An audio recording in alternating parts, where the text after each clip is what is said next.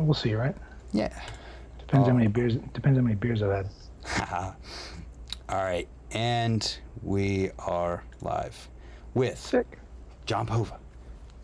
John Povah. For the people who might not know who you are in the BMX world today?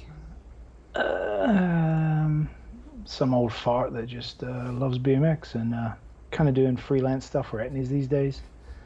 Do a lot of ramp building, general construction, and just kind of jack of all trades, master of none. That's the best way to be, right? Yep. That's what they say. That's kind of how I try to be myself. Yeah. Nice. So maybe for anyone who also might not know or be new or coming back into BMX, what's a little bit like the history, kind of brief history of the things you've done? What I've done, originally, I'm from England, London, England. Was professional BMXer in the UK, then moved here in '89 because it was kind of a dead time in BMX, and always thought I need a regular job, so I painted cars for a living. That was my trade from school. And then I got an opportunity to work for a ramp building company, and I was working for a company that did all the first X Games stuff. So for the first few years of the X Games, I worked for the company that did all the construction for that, that designed the ramps and all that good stuff, and I was kind of like the bike consultant for that. Then, obviously doing the competition scene, like the BS series, the X Games, all that stuff, and the Gravity Games, I got to become good friends with, all the pros. So became good friends with Jay Miron. Then the Schwinn program came around, and he recommended that I kind of manage the team and manage all the equipment and do all the, taking care of all the tour stuff. And so I did that until they filed bankruptcy in 2001. And then 2002, I got a job at Etnies. 2018, took a involuntary vacation from Etnies and then went back to ramp building. And then just recently, like in the last 2 years, they kind of brought me back freelance just to kind of keep industry relations going and like kind of be the go-between between the team riders, taking care of making sure they get what they need and just keeping relationships good with the brand. Nice. Yeah. That is a very concise history there. Yeah. I mean, I could go on for hours, but yeah, I was just try to give you a synopsis. Yeah. So one thing, and anytime I do one of these with somebody who has a nice, rich history in BMX, I ask my buddy Sponge what we should talk about, because I don't think you would know this or not, but like growing up in BMX, I know nothing. At least I knew nothing. Like I wasn't a kid who's like diving into history or learning all of these things. So like learning about you is what's happening right now for me. So it's cool to talk to you and not have all this crazy background info. But one thing that he brought up was you're the team manager for Etnies. Was it during both grounded and forward, just one or the other? I came in the last third of forward. Okay. And then all of grounded, and then also chapters that came out 2017. Right. Cool. So you came into it during forward. That would have been before anyone else saw it because it was in progress. Yeah. What I wonder about with that is like, did you know that something special was being made at the time? It's a weird one because when you're when you're in it and dealing with it, like you're not seeing the end result on film, and like I don't think sometimes you realize how special something is. Like if you go to like Hoffman Estates when Matt rode the big quarter pipe, you're watching it and you're in awe of it, but you don't realize the impact it has until years later. Yeah. Like, so I can look at forward now and I'm like, oh, that was just a work of art. Perrick did an amazing job. At the time, there were situations in there where like you're pulling your hair out because it's like you're getting pissed off at people and like people ain't doing what they're supposed to do, and Perrick's a pain in the ass, and like situations are kind of like difficult. But then you got to stand back and realize the impact like some of these riders had. Like Taj, Joe, Ruben, Rooftop, like Griffin, Stricker, like all those dudes. Like they're on the team for a reason. They're some of the most legendary riders ever. So. Edwin, oh my God, I can go for days, Yeah, well, that's Torada. That's why we're here. Yeah. So, how was it that legendary group of people before, like, you got involved? Were they all already together? Yeah, pretty much. It was. So long story short, was Rooftop he formed the team essentially. He's the one that started the Etnies program. He was friends with a bunch of skaters, and then I think Griffin was the first dude on the team. And then at some point, he was too busy, so he wanted to ride more than he wanted to manage the team, and one was infringing on the other. So he's like, they hired Nate Hansen, who was actually on the team also. But that, for whatever reason, it wasn't working out. So they just hit me up, and I'm good friends with Nate and Rooftop, so I didn't really want to, step on their toes. And also I was making sure that the team was cool with me coming in and taking over Nate's position, because I didn't want to, it was like jumping in his grave, you know what I mean? Right. But yeah, it's a pretty, like, stepping into that group of people, I was very cautious of it. I was like wary of the fact that who these dudes are, because I knew, obviously I'm a big fan of all of them, and I realized the impact they've had on the sport, even at that time. So I stepped into that with just being very cautious. But as time went by, you obviously build relationships and just gain people's trust. And I've always been a bit of a like a chameleon in a way, because when you deal with different personalities, you've kind of got to deal with people on their level too. So just taking things easy, and I eased into that position, and hopefully I would hope that I was accepted, and the rest is history. Yeah, that's cool to hear that you kind of knew what you were getting into with that group of people, even at that time. Yeah. When this video that would go on to be something that people talk about today, even. Yeah, for sure. And will talk about into the future. So then it comes into time to do Grounded. Did you, by that time, was some of the impact of Forward being felt, where you like kind of recognize that you guys did something awesome? Yeah. I mean, I think it was the best. Like the team was at its peak, like they had the best riders, and every time we picked up new riders, like I had good relationships with a lot of people, so we always made sure we had the most credible riders, the most impactful riders. I've always been an advocate for making sure that we have people that are marketable, not just a good rider on a bike, because nowadays it's like a dime a dozen. So you have to pick people that are marketable. And obviously we had dudes like Bestwick and Morgan, and like, the sport's progressing. It was one of the high points in the like early mid 2000s when we were working on Grounded, and it was only 5-6 years after Ford came out. So it wasn't too much time. We started working on it pretty quick, Yeah, that's cool. So how did the lineup change much between there, or was there just additions? Some of this, there was some additions. We used Terada, for example. He kind of faded away a little bit, and he kind of took himself out of the limelight, so to speak. Yeah. There's obviously Ruben and Joe and Taj, and those kind of guys was pretty staple, Yeah. But then we also like, at that point in time, like, it was the peak of like X Games and Do Tours, and we were like, really, they were looking for, like, Etnies was kind of looking for that podium dude. So me being from England, having a relationship with Jamie, it was pretty easy to kind of convince him to come on board. And he obviously did a phenomenal job during his reign as vert champion, or whatever you want to call it. King. But right, like, so there was maybe a little bit of a changing of the guard. There was the guys who were, the fully established as Etnies riders, like they were synonymous with the brand. Mm-hmm. And then you had guys like, when Morgan was coming up, he was friggin' a heavy hitter and like just going bigger than most people. So, I guess it was just additions to the team. It wasn't necessarily like a full change. Yeah.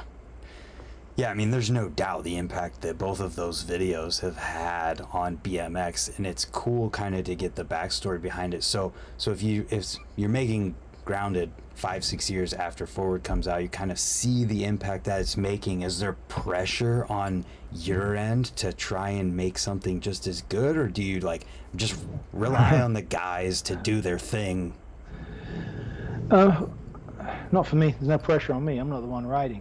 Yeah. It's all on Ruben and like the dudes, you know. Like, and we try to give them every opportunity to do like what they needed to do to produce a really good video part. Like, you know, there's the one like last move that Ruben does in his part where he does that wall ride over the bridge in Santa Monica.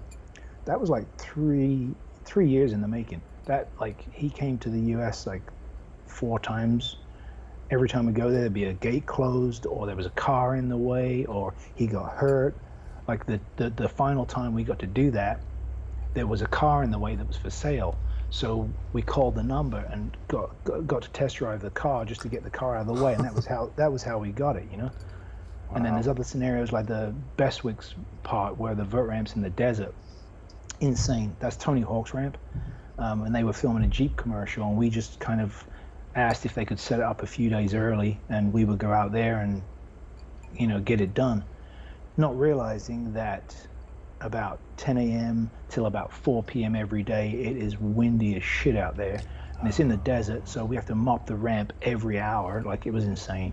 We had had to make a makeshift shelter for the camera dudes because they all had high-tech equipment that would get damaged by the sand, and it was up at 5:30 every morning. Jamie's out there riding by 6:30 or 7 just so we could avoid the wind. It was insane.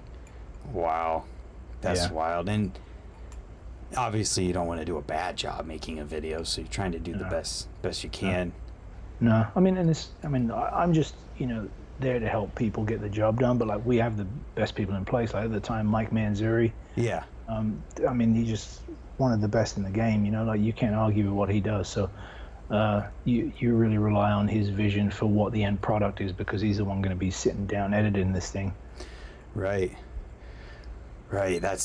He's definitely one of the best at doing what he does.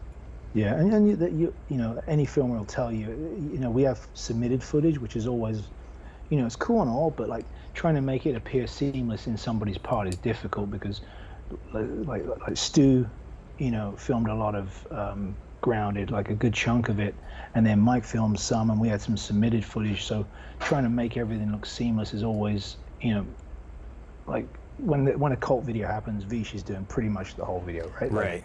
And there's somebody else pressing buttons for a second angle and stuff. But when you haven't submitted footage, it's like trying to make that all look like nice and as one is sometimes difficult. And I know like filmers and that, they're not huge fans of it, but you know, you deal with it and make do with what you got.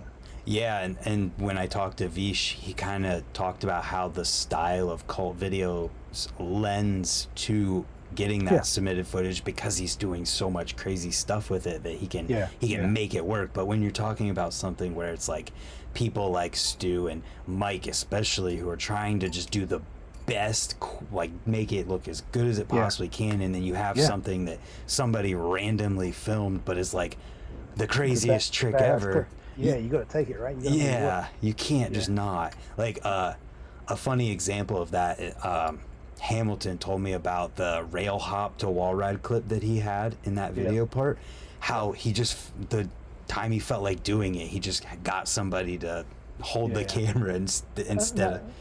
And that happens, man. Like people, like, they're feeling it and they're going now. Like, that's why there was not much footage of like Paul Buchanan, because number one, he was a shy dude, but also because when he felt like doing something, he was just going to do it. He wasn't going to sit around and wait for somebody. Like, and like, you'll talk to guys like Jeff Z when he's shooting photos, and like you better be set up and ready to go, like, because they're not going to sit around and wait for you to get flashes and the perfect lighting, or the sunset in the background or whatever. They're going to dudes are going to go when they feel like they're going, because you know, some of these things are scary things. Like, that moment can leave at any second, like that, or that 100%. The mindset, 100%. It's like a light switch for certain things that you're doing, and it can get turned off for sure. Yeah, like that Ruben clip again. Back to the bridge wall, right? Like there was so many factors with this. There was an intersecting road that came down, and when one light went orange and the other one went green, he had to go because the window for him to hit that bridge and go over before the light turned green for the other direction. It would, like if you see him come off of that wall ride, there's already cars coming. Like he just had to do it. Like otherwise, there was no other opportunity. Yeah, that's wild. I can't imagine being in like Sebastian Keep's shoes when he's doing that Walls video, and, Oh yeah, and just insane. having to go at super early hours of the morning. Yeah, I mean, who wants to ride that early? I don't know. I don't. Yeah. I don't think I've ever ridden that early in my life. Yeah, I mean, you gotta get warmed up. I don't know, man. That's pretty ballsy of him. That was like next level shit. Yeah. So, being that you've been involved with BMX for such a long period of time, and I'm not trying to call you old or anything. Oh, I'm old. You ain't gonna mix words here. I know I'm old. So are you doing team manager stuff today for Etnies? Yeah, I mean, not full team manager stuff. It's more just keeping the relationship between the brand and the riders and kind of industry relationships going, and also some stuff with mountain biking nowadays too. But no, I'm not full time there, so it's just, I'm kind of on the peripheral. So I'm asking that because I'm curious with how you feel BMX as an industry in that respect has changed throughout the years, being that you've seen it from the same position for so long. Yeah, I mean, there's been ebbs and flows. There's been high times when, there's been more money than other, and there's the brands that come in and dump a bunch of money and then bail, and those brands to me, dude, like they're good for the guys that are getting checks, and I'm stoked for my friends to get paid, but I think they do more harm than good because they give this false sense of security in an industry, and it makes it look like everything's great and everyone's making a ton of money, and then they pull the rug, whatever the brand may be, whether it be Trek or whoever, like anything. Yeah, you know what I mean? Like, and it just goes away, and like, so there's been high points, there's been low points. To me, the economics of BMX has always been a problem. Like, I mean, Kevin talked about it in his podcast for, Kevin Connors, but, just to me, kids have been taught over the years that everything should be affordable, and like, they think $350 for a frame is, expensive, but like they're jumping off of roofs and stuff for a year, and the frames, and as soon as it cracks, they're bummed. But it's like, I don't know. I guess it's kind of another subject, but I just BMX to me is, to me, the participation is more than ever, in my opinion. Yeah. But I wouldn't say it's most financially stable place it's ever been. Yeah, I could see that. When the topic of like corporate sponsorship and all that comes up, I always preach so heavily that people need to recognize that it's not going to last forever, while also trying to take these giant corporations for everything that they can get out of them and help doing events and helping things at the same time, because they've got the money and they're willing to put it for the period of time they are, but nobody's going to retire off of that. No. I mean, unless you do a real smart job of like, investing in something, like, and that's few and far between. Like the guys like, I don't know, currently like Terry Adams or Aaron Ross, like they've done a good job, man. Like they saved their money, they made sure they bought real estate, but others, they just assume it's going to last forever, and they kind of squander an opportunity. So Schwinn back in the day, like, some of these bigger corporate sponsors, I use Schwinn as an example. So when Jay Miron formed the Schwinn program, like the company as a whole understood what BMX brought to the table for Schwinn as a brand, like, because they have road bikes, beach cruisers, whatever it may be. BMX wasn't necessarily going to sell a ton of BMX bikes, but it sold the brand, and it was a really rad vehicle to sell the brand to the masses, because Jay's on the X Games, Dave Asada's on the X Games.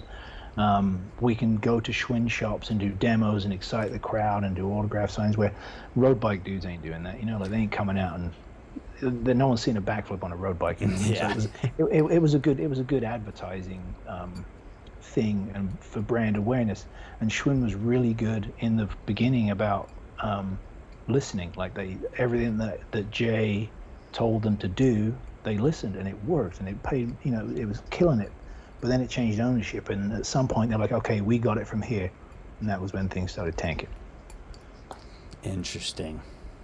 Yeah. So when you're dealing with like big companies, their business model might be good, but the BMX portion of it is never going to measure up, especially with like if you mountain biking or road biking, the margins are insane. Mm-hmm. And this is why a lot of brands don't stick with BMX for a long time, because the margins are really shitty. Like, yeah, I get that. And oh damn, I had something on the tip of my tongue and forgot about it. Oh, good. Yeah, just when it comes to all of those things with the corporate companies and working with BMX and stuff. Okay, I remember where I was going with that. The other problem is that there's no way to like quantify that this amount of these purchases come from BMX 100%. promotion. 100%. It's a shot in the dark. Same as like doing a print ad or an Instagram post. Like, I mean, I guess there is social media you can, because if you do like a post on Instagram and you try and push a product and you can see how many sales directly attached to that, that's cool. But like a print ad in a magazine or an ad on it's really hard to, especially quantify.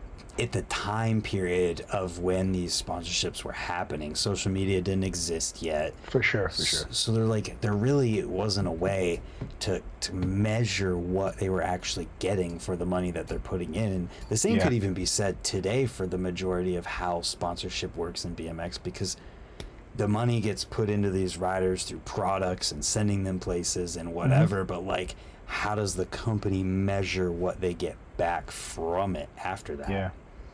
Yeah, I mean, I've always been an advocate for, sometimes that it may not come back in direct sales, but it comes back in brand awareness, where the brand is like, who can I use for example? I use Dennis Anderson for example. Like, I wouldn't say he's selling a million frames, and I don't know how much he gets paid, but for brand awareness, you couldn't ask for a better person to represent Haro, like in this day and age anyway. Yeah, absolutely. Yeah, marketing is a crazy, crazy thing. And I guess through the root of my original question with that was just how you feel you've seen that type of stuff change through being in a similar position at Etnies, because it's no doubt changed throughout the years. Yeah. It has and it hasn't. Like, it all comes down to the same thing. It's like getting the right dudes. It's right, like placing the right ads, but like you said, it's like trying to quantify that sometimes it's really difficult. And I don't know if it's changed too much, because it's all the same but on a different platform now online. And just brand awareness. I mean, overall, you're paying a dude for brand awareness, because you're not going to sell 1 million frames for a dude you pay a couple of grand a month. Yeah, right. And how many frames do you need to sell, or how much do you need to sell to pay that back? And there's a lot of people that don't want to accept the fact that this has to be like discussed this way on the back end, like, just in general, because though these conversations happen on the back end of things because they have to. And I think the sooner that we like recognize that as a whole, we'll be able to start like, if we do this better, more good things can happen for us. I mean, like S&M or Colt, for example, like, they got a building, they've got employees, and there's certain standards that you have to abide by law. They have to do certain things, and it all comes as an expense. Riders sometimes feel like they're getting the short end of the stick because they're like maybe making less than one of the employees, but they also have the freedom to come and go as they please and also get other sponsors. So I know it's on their shoulders to do that, but they do have the freedom to, if they want to go get a drink sponsor, or if they want to get like an eyewear sponsor or sock, underwear, whatever it may be, frame, bars, I don't know, you can, if you're willing to hustle, you can do it. And if your rider's valuable, then you can get what you feel you deserve. Yeah, and that's certainly something, not that as a whole, but the pay side of things is something that's certainly fluctuated over time. Yeah. Do you feel that there's any comparable like time periods to what we're living in right now in BMX? Well, so I started riding in 1979. BMX. That's when I first started. When I got my first BMX bike. Mm-hmm.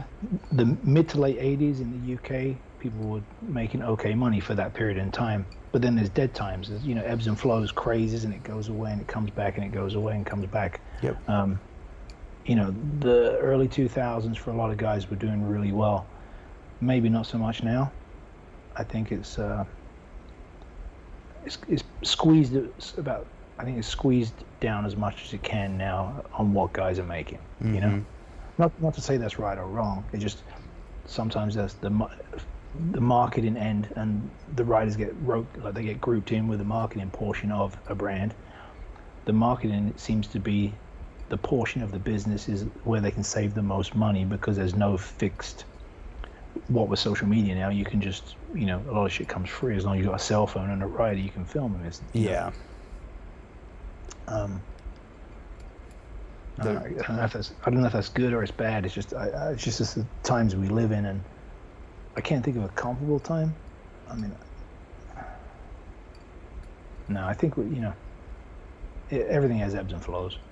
So I just kind of made a realization too in what you're talking about with the marketing thing, and I think part of that could be coming from the fact that without a way to quantify what brands are getting back from what they're putting into a rider, it's easier to justify, well, like, we don't know what we're exactly getting from this 100%. guy, so we're going to lower what we're paying him because we don't actually know.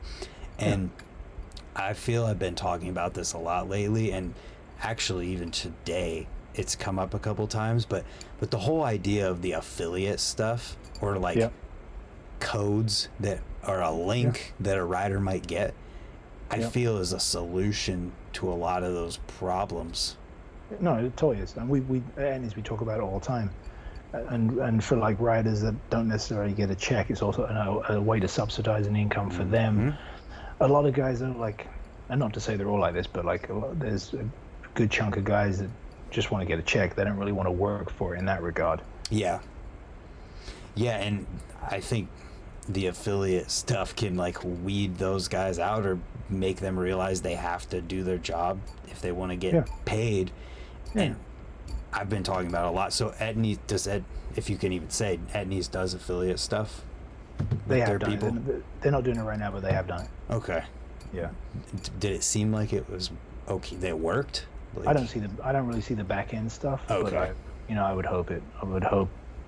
I would hope they did it like it did work. And then there's been talk about bringing it back again. Every now and then it comes back up, and there's so much other stuff going on. Like the company as a whole is not as big as it used to be. Like they had like 400 or 500 employees at one point, but they're way smaller than that. Still privately owned. They don't have any big financial backers, and they're just doing it because they love it. That's awesome. Yeah. That's the way. I mean, it's a good way for it to be. It is, but you don't have the luxury of having these big injections of funds to do all the cool stuff you want to do. It's all like on like a top ramen budget. You're like making do whatever you can. Yeah. I could see that. It feels but like it's cool though, because like I can pick up the phone and call the owner of the company right now. He's like, he'll answer. He's just that type of dude. He's super friendly, and I can't say that for other brands. Yeah, that's really awesome to hear, because you definitely can't say that for everybody, and to hear that, I feel like just that kind of stuff alone is the kind of positive like interaction someone could hear to make them want to support something like that. Yeah, right. Like like Robbie and like he rides, Chris rides, like the owner of Etnies still skates. It's like there's an authenticity there that money can't buy that. Like you have some other the footwear brands that have massive injections of money, and Chris talked about it on his was it our BMX podcast about like if you've got money, you can buy coolness. Like you can do rad events and like. But when you don't have much money, it's hard to do that. But you can purchase the coolness. You can purchase the right riders. You can purchase you can buy a beach for the whole weekend and do a surf event. Mm-hmm. I think Etnies is certainly doing a good job since they've started to, get back into things with BMX and getting a lot of riders involved and. They were never gone. Like they've been there. Like they started in '96. They've had a BMX team the whole time. It's just they were a little quiet for a little bit, Oh, okay. I thought that for some reason, I thought that Etnies kind of pulled away from BMX for a while. No, they've been doing it the whole time. Even like when I was gone, they still had a team. It's just there was no one there to really take care of them, and that's kind of why they kind of dragged me back in. Like, well, that's good to hear then. Because yeah. I mean, I'm an Etnies lifer, man. I love that brand. Like everything about it. Good people. Like, I mean, when you want to use the word authentic, they're genuinely authentic. Like, that's awesome. Maybe to a fault sometimes, but they're one of the best brands around. Yeah, there's a picture of me on like the bike that I had before I got a real BMX bike, wearing like a pair of Etnies. It's twice as big as they needed to be, just because it was like the puffy shoes. Yeah, well, not even that. It was the size. The shoes were already bigger than they needed to be, but then the size was like 5 sizes too big for my feet, and just that's funny. Just for the BMX of it. Yeah, it's pretty funny because like the how fashion works and how like what people want in footwear. Like they go one weekend it's like girls jeans, and then like a month later they're wearing Jenkos again. Like it's like it's hard to keep up with it. And we work on they work on 18-month timelines where they're producing product for 18 months out from now. Oh wow. So you got to try and predict fashion is pretty difficult. So like a lot of people are liking the puffy shoe again. So we're like, okay, so we're gonna try and bring back some puffy shoes. It's just not my thing, but it's like if there's an audience for it and it does well, why not? That is insane, just to hear the 18-month timeline and like in realizing. So I mean, does that mean that most stuff is just kind of like coincidence that things line up when they do, as far as like popularity goes? Can you plan that far ahead for something that's popular? Sometimes you hit the target, sometimes you miss. Everyone's trying to predict what the next cool thing is or whatever it is, but like I feel like if you stay on the same plane for the most part, you'll be okay. I mean, you look at Vans, like they haven't veered too far from the path, so their timelines, they're gonna always the shoes are always gonna kind of look the same, and they've had such an audience for the last 40 years or 50 years that if your dad wore the shoes, there's a good chance you wore the shoes, and there's a good chance your kid will wear the shoes. Yeah. Interesting, because I remember right around that time when I first started riding, the shoe with the logo that looks like an M when you're on your that was like the stylized D. Yep. Everyone at school had those shoes. Yeah. Like that was just the popular shoe to have at the time. Yeah, that's making a massive comeback right now. I noticed a lot of our new shoes are bringing that back because people are really loving it. Yeah, I noticed that in a lot of them. It's more of like a new version of it. Yeah, we have the Icon E, which is the jagged looking E, and then there's the what we call the stylized E, which is like the M looking thing. It's actually a sideways E, but yeah. Right. That's cool to hear. Yeah, that's one of those like nostalgic things. Yeah, that's cool.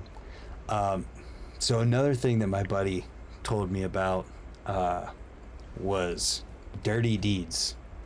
Yeah. So you were in Dirty Deeds?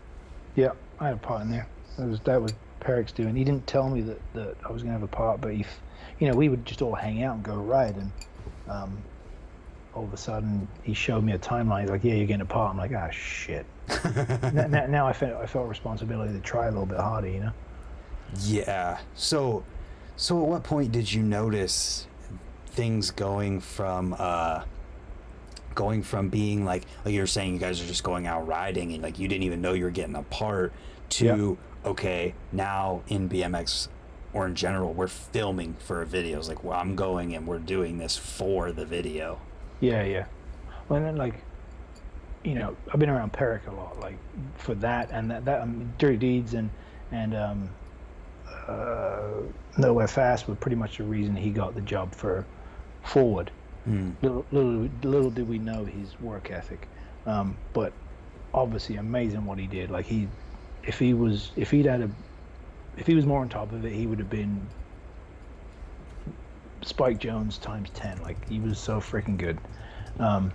But early 90s, mid 90s, more people had cameras. It wasn't like the 80s where no one really had cameras. Only people like who had a lot of money had cameras. So more people were getting like handy cams, and they would bring them everywhere. And I'm not sure if Dave had the best equipment, but I'm grateful that he included me. And a lot of it had to do with being around the group of people at the time, like Griffin and Keith Trainer and Rooftop, and like those guys are all my friends. So it was, getting grouped in with them was one of the reasons I was lucky enough to have a part. That's cool. I talked with Keith actually about this similar subject, because he talked about how he didn't have a mindset of like, I'm going to film this and we're going to make the video, but Rooftop did have a mindset of like, I'm making this video and I'm going to do this for this video. Yeah. And go for it. I was just going to say, it's cool to hear that even back then, like all of these different things kind of existed at the same time. Mike is like Rooftop's always had a really good vision of how he wants to be presented, and like when he puts his mind to something, he's going to give it his all. So when he knew that he was going to have a part, in his mind, I'm getting the freaking final part, right? Like that's, and he was so progressive at the time. Some of the stuff he was doing, like he was around a lot of skaters, so there was stuff that he was doing that they were doing, he was trying to replicate, and he was doing stuff. Like he's the first to do crooked grinds, like toothpick grinds. Like there's a lot of shit he did that nobody else did that came through in that video, and that was why it was such a progressive part. Trainer was just, Keith was, they called him the madman because that's pretty much what he was mad, but all very progressive parts. Yeah, it's cool to hear about. So were you stoked on your part in the end? No, I never. I don't like seeing myself ride. Okay. I hate seeing myself on camera, to be honest with you, but I'll deal with it. But there at that time, like I was one of the first, like the handful of people that did backflips. So that was like a big deal, I guess.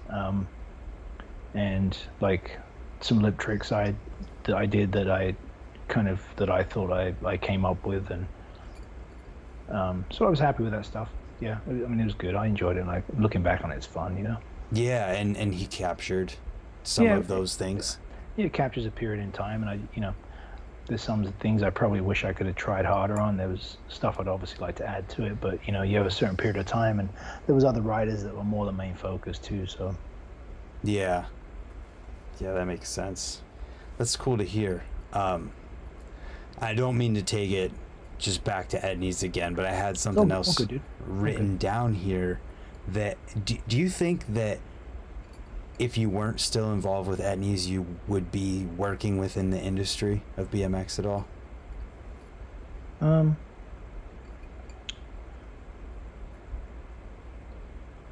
Probably, yeah.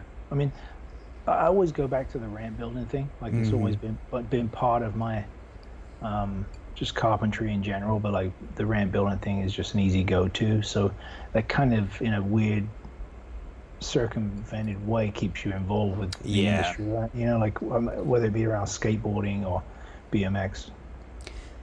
Yeah, ramp building, if it's for contests and things, is just inherently involved with the industry side of things. Yeah, and like I did stuff with Fly for a while. I was with them for like 4 or 5 years, doing stuff on the side while I was at Etnies before. So I have decent relationships, or I think they're decent relationships, to where I probably would still be involved in the industry in one fashion or another. It might be slightly disconnected from the definitive like bike industry, but I'd still be around it all the time. Like It's just part of me now. I've done it for so long. Yeah, I feel like with a lot of people, it's one of those things of like, I've been BMX for so long, I don't know what I would do if I wasn't involved with it. I mean, maybe sometimes for me it's to a fault because like, maybe it's not the most lucrative thing, but if you care about something so much and care about all the people that you're involved with, then it's hard to get away.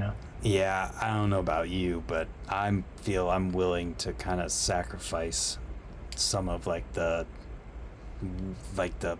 luxury, whatever you want to call it, like Yeah, things that totally. people Like with good I get jobs it. I get it. just Like to it's be like, involved with BMX. yeah, yeah. I mean, there's plenty of times that I've sacrificed probably making more money just to keep the job that I was involved with because I loved everything about it. Yeah. Um, I I feel like a lot of people could relate to that in BMX. If you can't and you don't think that way, then I think maybe it's not for you. Yeah, and those people probably aren't involved anymore, anyways. But I mean, I feel like everyone should explore other things too because like life goes on and you know even though BMX is a portion of a lot of people's lives, it doesn't have to be all their life. Yeah, it's important to have like that plan for what happens if you ever have to, for lack of a better term, move on. Yeah, but and it brought up a thought too. That just saying that, like, it's entertaining and kind of cool how there's been a resurgence with older. I say older. I'm old, but older guys getting back into it, whether it be with the wheelie bikes or whatever. Like the resurgence of like people getting into collecting bikes and like so. Obviously, people couldn't shake the bug. They love it so much that they want to come back to it. Like, Yep. Yeah, I've noticed that a lot with what I do on my YouTube channel, and just the fact that the videos that I have with like bike geometry and things attracted yeah, a lot of those guys right, because they were in BMX, 20 years ago. Things have 100%. changed, so they come back and they're like, "Oh, what's geometry? I gotta look this up." And then I Yeah. get to learn about it, and it's so much so that there's times where I feel like there's more older guys getting back into BMX than there are kids getting into BMX. I think it's just refreshing and it's nice because people might frown on some 55-year-old dude that wants to get a Haro Sport from 1986 again, but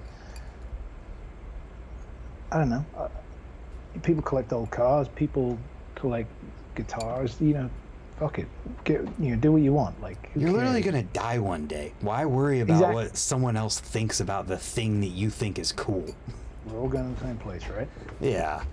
Uh, and I think part of what's bringing people back to somewhat is that like people have their families and then their kids get old enough to start riding a bike, and then Yep. they go to get that first bike and they're like, "Oh, this is a thing again." Cool. Yeah. Yeah, I met a guy at Woodward a couple weeks ago who said how I think he said his daughter was getting just to the age of riding a bike and like went to the skate park, and he's like, "I'm not going to be the old dad watching you ride at the skate park. I'm going to be riding too," That's sick. Yeah. which is awesome. Yeah. No, it's amazing. Like, yeah, It's, that's cool. I like that. it's so cool, and I get that so much in the comments. I love meeting all those people, and that's why one reason why the adult weekend at Woodward is so awesome, because it's a lot of those guys coming out, Yep. and then they get to meet like Jamie Bestwick's there. Yeah. Jamie Bestwick's been riding long enough that most of these people already know who he is. Yeah. It's so cool. And he's probably as old as that dude.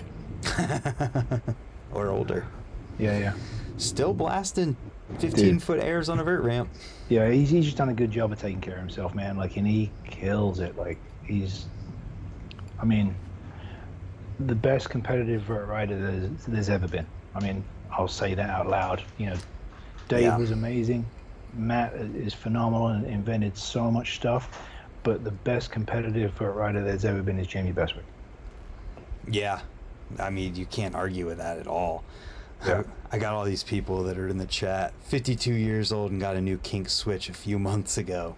Sick. Then Dennis Hornbeck said, and I'm an old guy who never rode BMX that started a couple years ago. That's awesome.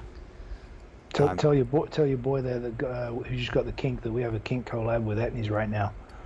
Oh yeah, the frame and the clothing, shoes and apparel, and the kink bike and everything's coming like later in the summertime because just of how timelines work out. It didn't work out perfect, but yes, we're excited about that one. So yeah, tell your boy there.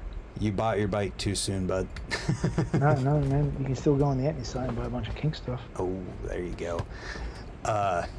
Yeah, I bought my first bike at 48. Now I'm 50. Kink Whip XL. Yeah, Sick. It's so rad.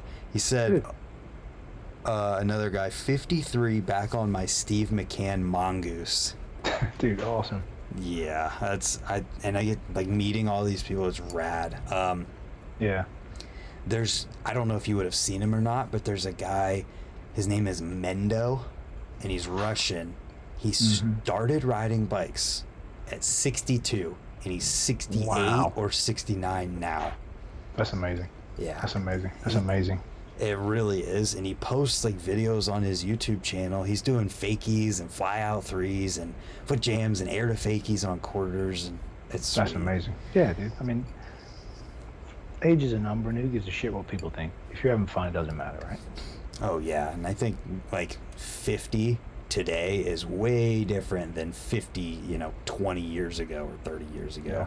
So growing up, obviously 80s was my kind of, I'd say my heyday, early 90s, but nobody knew the upper window of what age you could do this sport at. Yeah. So you know who Eddie Fiola is, right? Yeah. He retired at 21. Like what? Yeah, that's when people start riding now. Like, yeah. I remember Craig Campbell from the UK. A quote was, "Matt Hoffman did a backflip. I'm done." So he quit. That's so wild. Because people thought, they didn't know what the age was or what the level of progression would become. Like, they didn't have the foresight. But obviously we know now what has become of riding and what these guys are doing. And obviously, you know, a lot of pros these days, like Nathan Williams and, Dennis and Garrett, like they, upper 20s, early 30s, mid 30s, and like they're still top of the game. Nyquist. Dude, killing it. Yeah, Nyquist. Yeah. It's incredible. And then you look at people like Rob Ridge, who's technical as hell. He's arguably the best technical lip trick brake rider that exists right now. And he's just kind of hiding out doing his thing, and just he's like a kind of a Kevin Jones kind of guy, where he's just off doing his thing and he's just being a badass and nobody's going to know about it, but it's satisfying to him, they're kind of there's a, I don't know, man, they're kind of on the spectrum in some regards, because they just go do their own thing and they don't care what anyone thinks, and actually they're more conscious if people do see them, maybe there's an insecurity there for some reason. Yeah. But it's their kind of zen place where they go to ride, and it's just Kevin Jones was a good example. He didn't want to travel. He didn't want to be around people. He just wanted to ride his bike, and invented arguably most of today's modern flatland. Wow, it sounds like the Rodney Mullen of BMX. 100%. Because you hear Rodney Mullen, he's such a public figure, but you never see him skating because he talks about how he doesn't want to skate in front of people. Oh yeah, I watched a podcast with him the other day. It was Tony Hawk, and I watched that one too. And he was he skates from 1 a.m. till 5 a.m. in the morning, and that's crazy. But I guess that's his deal, right? Just so that he can do it in his zen by himself. Mm-hmm. No one else. Yeah, and he's such a smart dude. Oh yeah. Just the way he chooses words and talks about stuff, it's just oozes passion and oozes intelligence. Yeah, he's a very inspirational dude, talking just in general. His perspectives, I think, is what really, his perspective and the ability to articulate it 100% is amazing. 100%. I was a time when his TED Talk thing came out that I went on a binge and watched every single interview with him that existed at that time. Yeah. Yeah. I Yeah, think. his backstory is pretty crazy about like his dad didn't really want him to skate, and Yep. dude, it's insane. Like, this is it. This is it. Yep. After this, you're done. Yep. And then he wins the world title or whatever. Yeah. Dude, it's phenomenal. Yeah, it's so cool. And sometimes, like, when I first watched that TED Talk and all those interviews, I thought, like, man, like, I feel like BMX, like, needs a figurehead like this. Yeah. Just to be like a, I don't know what the right word would be for it. No, you have people, pinnacle dudes who kind of take things to the next level, and like I don't know what it is about skate, but they just seem to manage to do a better job of documenting their heroes, Mm-hmm. I guess Dave was our closest to being that spokesperson. Yeah. But obviously he picked up different interests, and I trying to find those, because I've always felt that you like, it's rad that some of the media covers all the newest, craziest dudes or whatever, but you need those hero figures to push. If you want to look at BMX as a whole, as a brand or whatever, you need these figureheads to help like catapult it to the next level. Yeah, and I always find myself wondering, like, how does that even happen in today's day and age? Like, how do we get there? Yeah, I don't know. I have no answer for that one. That's a difficult one. Until there's a media that actually latches on to those figureheads. Mm-hmm. Like, we don't have it anymore. Like, there used to be like Fuel TV or whatever it may be, or I don't know, some of the X Games, the way they would do it, like they were highlighting some of the riders when at the peak of the X Games. I'm saying, like, Yeah. and they really highlighted these riders and made heroes of these riders, and that was what catapulted Dave to the the heights that he went to, and Dennis McCoy and like all those guys, they were all figureheads. And once you get riders in the that are featured all the time, and like the public becomes more aware of what's going on, and hopefully that catapults it to the next level. Right. Yeah, I don't know. Because right now it seems kind of quiet, right? Yeah, it's very quiet right now, and it's unfortunate because when you look at something, I mean, maybe not to everybody, but to me, I feel like it's unfortunate because when you look at someone like Tony Hawk in skateboarding, he's still like this huge advocate and this big name, and he goes on like the one YouTube channel where they do the driving around yelling at people to do a kickflip video. Oh yeah. Stuff like that, and everybody knows who he is. They're stoked on it. And it's like we don't really have that. Not anymore. No. And we almost had it, but not like Tony. He's taking things to a whole different level. Like, going to the Oscars and the Grammys and all kinds of shit. Like, yeah. I mean, he's a celebrity now. He's beyond just skateboarding. Oh yeah, he's definitely. I know he's had his naysayers over the years, but they couldn't ask for a better like spokesperson, Right. I mean, he's just such a rad just person in general. 100%. Yeah. I don't know how we get that in BMX, or if we do. I don't know. It's weird, like, and not that the sport is, like I said before. So I feel like we have more participants than ever, I feel. But BMX is still kind of like an exclusive thing where, like, the trail riders take off and hide in the woods, and everybody wants to get there. Everybody like wants to get paid or whatever, wants a notoriety or whatever you want to call it, but it's still a very inclusive thing, exclusive thing. Like, we should be shouting to the masses rather than trying to keep everything to ourselves. From your point of view? Yeah. I would agree with that. I think there's a lot of people who feel like it's better to be inclusive like that, and the cool thing is, guess what? You can still do that. Yeah. It doesn't stop you from doing what you're doing, but I think a lot of bike riders, they take things so personal.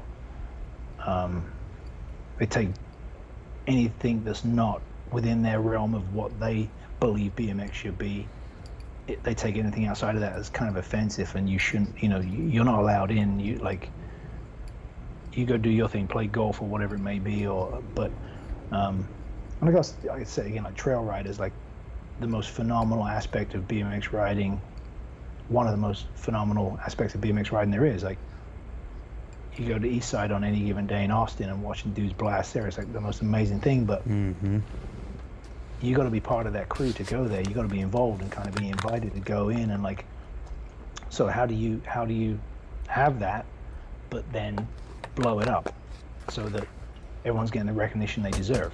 Yeah. And some of those people don't want it. No, and that's fine. Yeah. But there's you like, it kind of brings up the Olympic thing. Like, yep. Yeah, it may be not my cup of tea. It might not be my kind of ride. And, I want to watch a Chase Hawk ride. I want to watch Nathan Williams ride. Like, but you can't argue the platform that is given BMX. Right. Like, especially women's BMX now. Like. Oh yeah, it's incredible. Yeah. They have the potential. I mean, a person like Hannah or Charlotte could be catapulted into that, maybe not necessarily overnight Tony Hawk position, but like this, putting the pieces in play that if they so wanted to make that happen, that they could potentially do that. Yeah. I think it, like, especially for English BMX, like, it was always a challenge for BMX to be recognized as a cycling sport, which blows my mind in the UK. And now they bring home like multiple medals, two female golds. What that's done for female BMX in the UK is phenomenal. Like, and like it catapulted Charlotte to celebrity status. Like, she was doing appearances and TV shows, and she got like the Queen awarded her something. Like, wow. It was crazy, like, and that's phenomenal. Like, you can't, again, it might not be my thing, but you can't argue what that does for BMX. Yeah, that's incredible. Did you catch the video that, I can't remember what entity made it, but it was a UK thing that they made it with Charlotte. It started showing some girl watching on TV the Olympics, and then it showed her getting a bike and going to the skate park, and like, yeah, I saw that. That video just encompassed what BMX is in 2.5 minutes or whatever it was. It was amazing. Yeah, that, I think everyone just needs to see that video. I don't know how you will find it, but it showed, and to tell people who haven't seen it yet, it goes through the story of this person finding out about BMX through Charlotte in the Olympics, then trying it for themselves and crashing and falling, but getting better and progressing throughout the video. All the while, I think it cuts back to Charlotte doing different things. I can't remember. I can't remember exactly. But then at the end, they're at a skate park, and this girl who has been riding for a while now, obviously, and is like riding good, crashes, and the person who comes to help him up is Charlotte. Yep. And it's like, boom, chills, like, 100%, right? Like, that's awesome, man. And that's what it's about. Like you go to some of the skate parks in San Diego, and you can ride with Garrett Reynolds on any given day, or Gary Young, or Dennis Henderson, or Hobie Doan, or like, dude, like, it's insane. Yep. You go to HB on the Vans Park on the Wednesdays. Yeah. You go there on Wednesday, and you can meet. You never know who you're going to meet there. And star-studded. That's what makes BMX so much more awesome than like organized sports in my mind. 100%. Yeah, I agree. Like, that's kind of what, like, your analogy with Charlotte with the video thing. That was exactly it. Like, you can go to the park on any given day, and you can meet your heroes and ride with them. Yeah, you ain't going to a basketball game and hanging out with friggin' LeBron James. It's like, it's a bit different. Yeah, it's total. Not to say it's on the same level, but you know what I mean. Right. Wow. Somebody said Charlotte was a scooter rider first, but it's the next comment that's great. Evil Knievel was a bank robber first. Yep, that's awesome. I didn't know that, but that's amazing. Yeah, Evil was a definite troublemaker. Wow. That's crazy. You can go from being a bank robber to being like a household name because you jump Harley Davidsons over gaps. Jumped some badly. Yeah, that's a good point. You jumped them badly. Wow. I want to take another thing from the chat here. Have you heard of Carl Immers? Yeah. He's the one who crashed at the one thing and is now riding and like doing 360 double whips or just straight double whips again already with one eye. Dude, insane, right? And so I was there. I was right there next to the jump when he freaking did that. Wow, that's and now he's back riding. It was insane because the event, you know, it was out of time. The event was done, but he wanted to get it, and that's just the nature of BMX, right? You know, you just keep going, you keep pushing until you get what you want. Yep. And it was just an unfortunate accident, you know, like. Yeah, but he's back riding, so it's amazing. Dude, he's such a positive energy. Yeah, I had him on here, and he's the most positive person I've ever talked to or met in my entire life. It's amazing.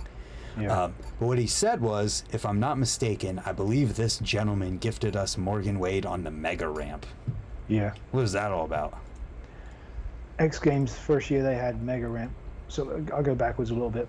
So there was a ramp out. There was an extreme sports camp out in California, like before Woodward West, and it was called Point X, and it was where they had a movable launch ramp to landing, and then like a mega quarter. And I think Rooftop had been riding out there, and every time X Games had the mega ramp, they wouldn't let him ride it. But then the one time they gave him like a small window of time where like, okay, you get to ride it. And that was a catalyst, I think, for the competition after that. So the following year after Rooftop rode it, or maybe a couple of years after that, you know, I brought a bunch of dudes down, Jamie and Morgan and whoever was in the X Games, and I'm like, Morgan, you should give us a shot, dude. It's right up your alley. Like, he's like, nah, I'm cool. he just wanted to ride park. Yeah. And I didn't push him down the roll in, but you know, he went for it and he stuck like glue, man. And like, it was perfect for him.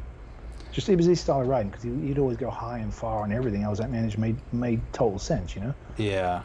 But he didn't. I don't think he necessarily saw it, because it was like just too far out the realm of like normal riding at the time, you know. Yeah, I think it's still pretty far out of the realm for most normal. Yeah, but it's a spectacle, right? Like people watch it, you know. It's like. Yeah, well, it's been noticeably absent from the X Games. Yeah. Well, I can't afford it anymore. Is that I don't know these things. Yeah, just same with anything, man. Like as time goes by, like, you know, how can we save a little bit of money? Like prize money goes down, and like, you know, what they invest in an event goes down. Like, so rather than renting the Staples Center for 30 days straight, they'll do something in Pat Casey's backyard. You know, like obviously they can save a lot of money. Right. Yeah, I thought that was interesting. I mean, obviously that had a lot to do with the world state at the time, and for sure, not why rent out a big stadium where a bunch of people can come watch when no one can come watch. Yeah. I mean, they when was the last real one? Where was it at? Just happened a couple weeks ago. It was in Japan, I think. Chiba. Yeah, there was that one, but which one was the one that was in the U.S.? The last one that was Minneapolis? Minneapolis, that's the one. Yeah, so that was the last one that I remember being in an indoor stadium in the U.S. Mm-hmm.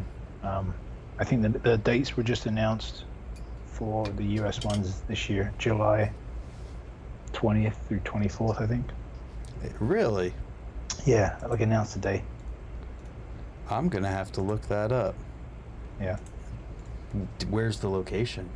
Well, it says Southern California, because they'll do the same shit again, where it'll be people's backyards or the California skate parks, TF for street, or.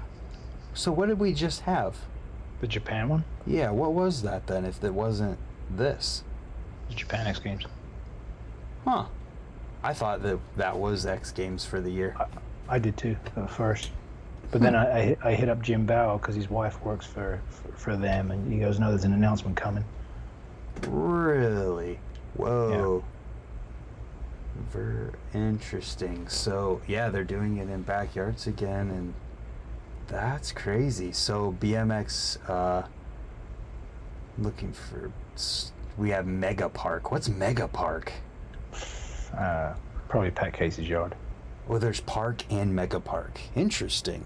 Mega Park. I don't know what that is. Yeah, I don't know either. We're gonna find out though. Yeah, it'll be fun. It's BMX, right? It's all BMX. Yeah. So what do you get up to with BMX these days aside from working with Etnies? Would like to ride more than I do. Yeah, that's about as much as I can say. Yeah. Like I want to ride more. I just find other things to do. Yeah, like what? What do you like to do? Woodwork, hanging out with family. I got a 16-year-old kid, so he takes up a lot of time. Yeah. Yeah, that's about it. I want to hear about woodworking. I know it has nothing to do with BMX, but I'm curious. I just whittle away. I'm not an expert by any means. I'm no Jay Miron. His stuff is just next level.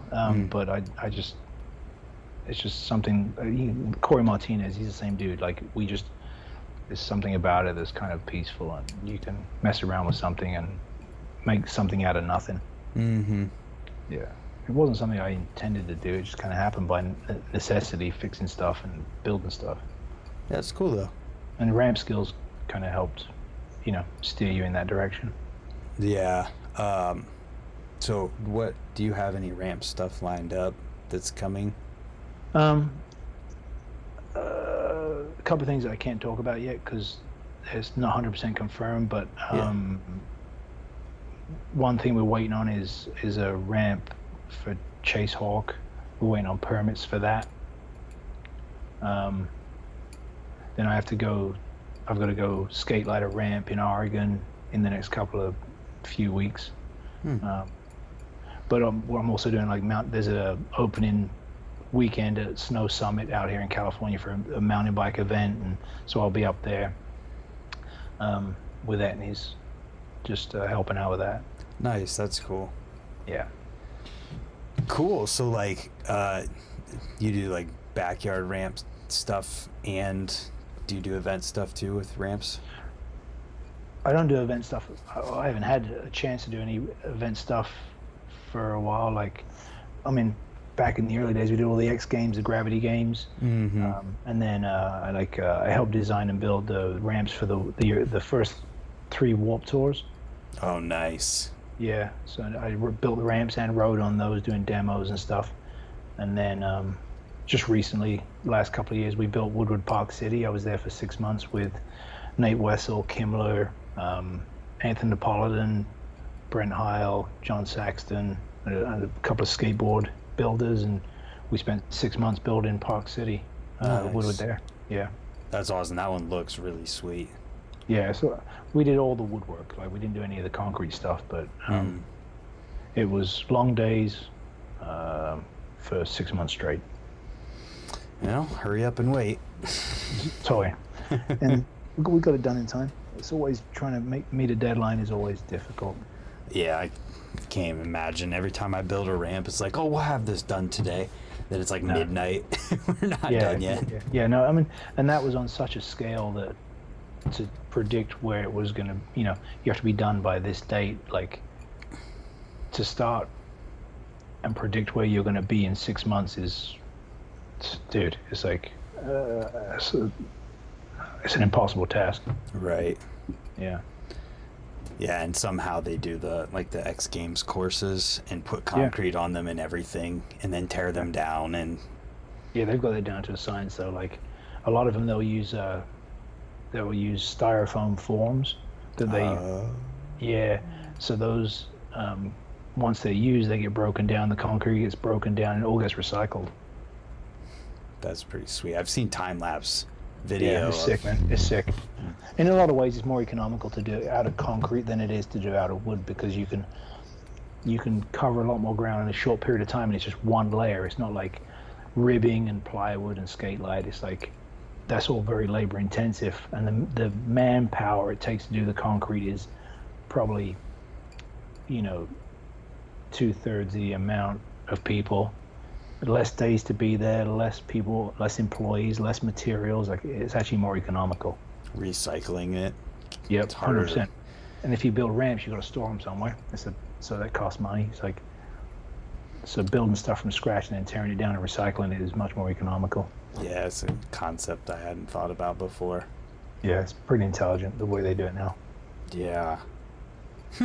Cool. So, Cool. I want to go back to the grounded days. Cool. What's it like? Were you involved with like going with them to film these things, or just organizing trips, or like how much of it were you actually there for? All of the above. Booking everything, taking care of travel, vehicles, hotels, doing international trips, like just making sure everyone's taken care of and being there while they film. Like I was the other dude pressing buttons on a camera to get the other angles, and yeah, I was there for a good chunk of it. Man, that must have been sweet. Yeah, and again, it's like when you're in it, you don't really think about how pivotal it is, like how much of an impact that video might have. But it's when you look back and you're like, okay, I was there, and now like it's filmed a certain way, and there's a certain texture to the film that has been applied that makes it look spectacular. Like you're like, damn, that was a pretty friggin' awesome time. Yeah, man, I can't imagine looking back on something like that and like seeing how, like you said, pivotal it could be, and like actually being involved with that thing. Like yeah, totally. It's wild. People are going to talk about those videos forever. Yeah, like definitely proud of being involved in all those video projects, you know, like when you like videos like Dirty Deeds, obviously Peric did an amazing job of that, then Forward and Grounded and Chapters, and just being around for those periods of time, being involved with that, knowing all the writers, and just being super grateful and appreciative of the talent that was involved from not just the writers but also the filmers and editors, and that it's just like that humbles me because there's a lot of talented people in like crammed into one project, you know. Yeah, man, it's cool, and to be able to say that you were involved directly it's something to be proud of, you know. Yeah, I mean, I got the Chapters of Nora cup sitting on my shelf up there. That was badass. That's definitely one of the wild ones. I mean, yeah, just Nathan Williams himself is a wild dude. And it, like, I'm Chase and Nathan in particular for that video have so much footage that there's going to be we're going to release second parts that they've done. Like that's coming down the line. There's so much footage of Chase and so much footage of Nathan that we're working with Dig to do like a new edit, let's say. It's pretty I'm excited for that because there's a lot of stuff that I forgot about that's going to be like brand new to me. Yeah. And like it makes me proud when Nathan says that for him that was his proudest video part. Like, you know, he's done other stuff. He did Christian's video, which was phenomenal, the one that you could buy. But when he he's interviewed and he's asked what is his most proud video part, like when he says Chapters, that makes me really happy and grateful. Yeah, I mean that's kind of that's the goal, right? 100%. Yeah. You never want to make something that people aren't proud of. Yeah, totally. 100%. I just but like watching that even now, like some of the stuff he did is mind blowing. Like that last clip in there, like I was filming third angle and I completely blew it because he went up and he didn't hit the rail. He did a couple of regular like 50-50s down it, but he was going to backwards crook to 180 out, and he goes up the top of the stairs, and I'm filming third angle. There's like Mike's doing one angle, this guy Ryan Sherman's doing a second angle, like following him up to the stairs, and then I'm shooting like a still, like what they call dad cam from behind a tree, and I look down the street and there's a cop car coming. And I'm like, oh, he's not going to do it. There's a cop car coming. And because he saw the cop car, he's like, okay, I'm going for it. And I completely blew it. Like I blew the shot. Like, and that's not the first time. Like I'm terrible with this shit. Like, but yeah, so that's a good little backstory in that last clip of Nathan's in chapters. Wow, that's something that would happen, you know? And yeah, and the cop didn't even stop. Just kept going. Wow. That's the irony of it, and I blew the shot. That's when it always happens, though, is when you have the thought of like, oh, this isn't gonna. And for me, it's always like I have that thought, and then I have the, oh, but it is going to be, and I'm gonna miss it because of it. Yeah. And then that's what happens. Well, and these guys that ride all the time and they deal with security and they have the mentality of like for me, I'd shut it down. If I saw a cop car coming, I'm like, yeah, I can't do this now because like I'm gonna get in trouble if I do it. Yep. But those dudes are willing to take the risk. Like they'll go for it because it might be the last chance they get to go for it, make or break. But they'll go for it. Yeah, it takes a special person. It does. And those dudes, they deal with security all the time, and they like being around Nathan is crazy because like it doesn't faze him at all. Like, you know, he deals with it. He takes it in stride, and he he'll still, even if he knows he's gonna get busted, he still goes for shit. Like I'm like, I couldn't do that. I'm like, I don't want to get in trouble, you know. Yeah, I'm the exact same way. I get paranoid when I ride street like that. 100%. It's got to be like a situation where I'm totally okay and know that nothing's possibly gonna happen. Yeah, and he's such a Nathan's such a good dude that like he usually talks his way out of something or can convince the security guard to let him have one or two more tries. Yeah, that's special people, man. Yep. Well, they dealt with it so much, you know. Right. Yeah, I mean, I'm sure it's an acquired skill, I'm sure. Yeah. To just be able to do that. Yeah. That's cool. You were saying that, I'm trying to think, is there an Etnies video or anything in the works? Like, any that you can talk about? We have Jordan Godwin has a shoe coming out. We have like short stuff with him, like a lot of shorter stuff. Devin's got an edit dropping soon for our summer product release. Nothing like no big projects. No, like I'm not sure. I'm not, you know, I think the landscape of full-length videos has changed a little bit. Like when we did chapters, we were like, okay, we're never doing a video again. But then you have, you know, other people doing, you know, digital downloads and stuff like that. So I think, you know, there's possibilities there. Yeah. But for us, or for Etnies right now, I think it's a lot more smaller projects based around product releases. That makes sense. And yeah, I've no doubt a company is going to test the waters with the digital download thing the way that Nathan did with his video and Trey Jones with his. I think it's a really good way to go. Yeah, absolutely. It's letting the people decide what they want to see and what they're willing to pay for in a similar way to a DVD or full length. But I think a lot of people in sport now, they're like, and this was something I kind of wanted to talk about. Like, people are spoiled with free shit on the internet. Like, a dude learns a trick or a move, and he'll fire it on Instagram, and it's the craziest shit you've ever seen. Like, hey man, pump the brakes, because that's really, really good content. Like, everybody puts their stuff up on social media way too quick and too easily.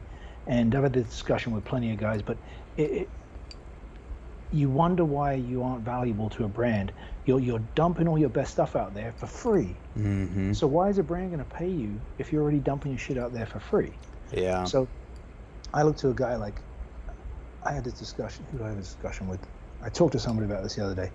But like, I always look up to like Garrett Reynolds. I think he's a really good benchmark for the content he puts out. He doesn't.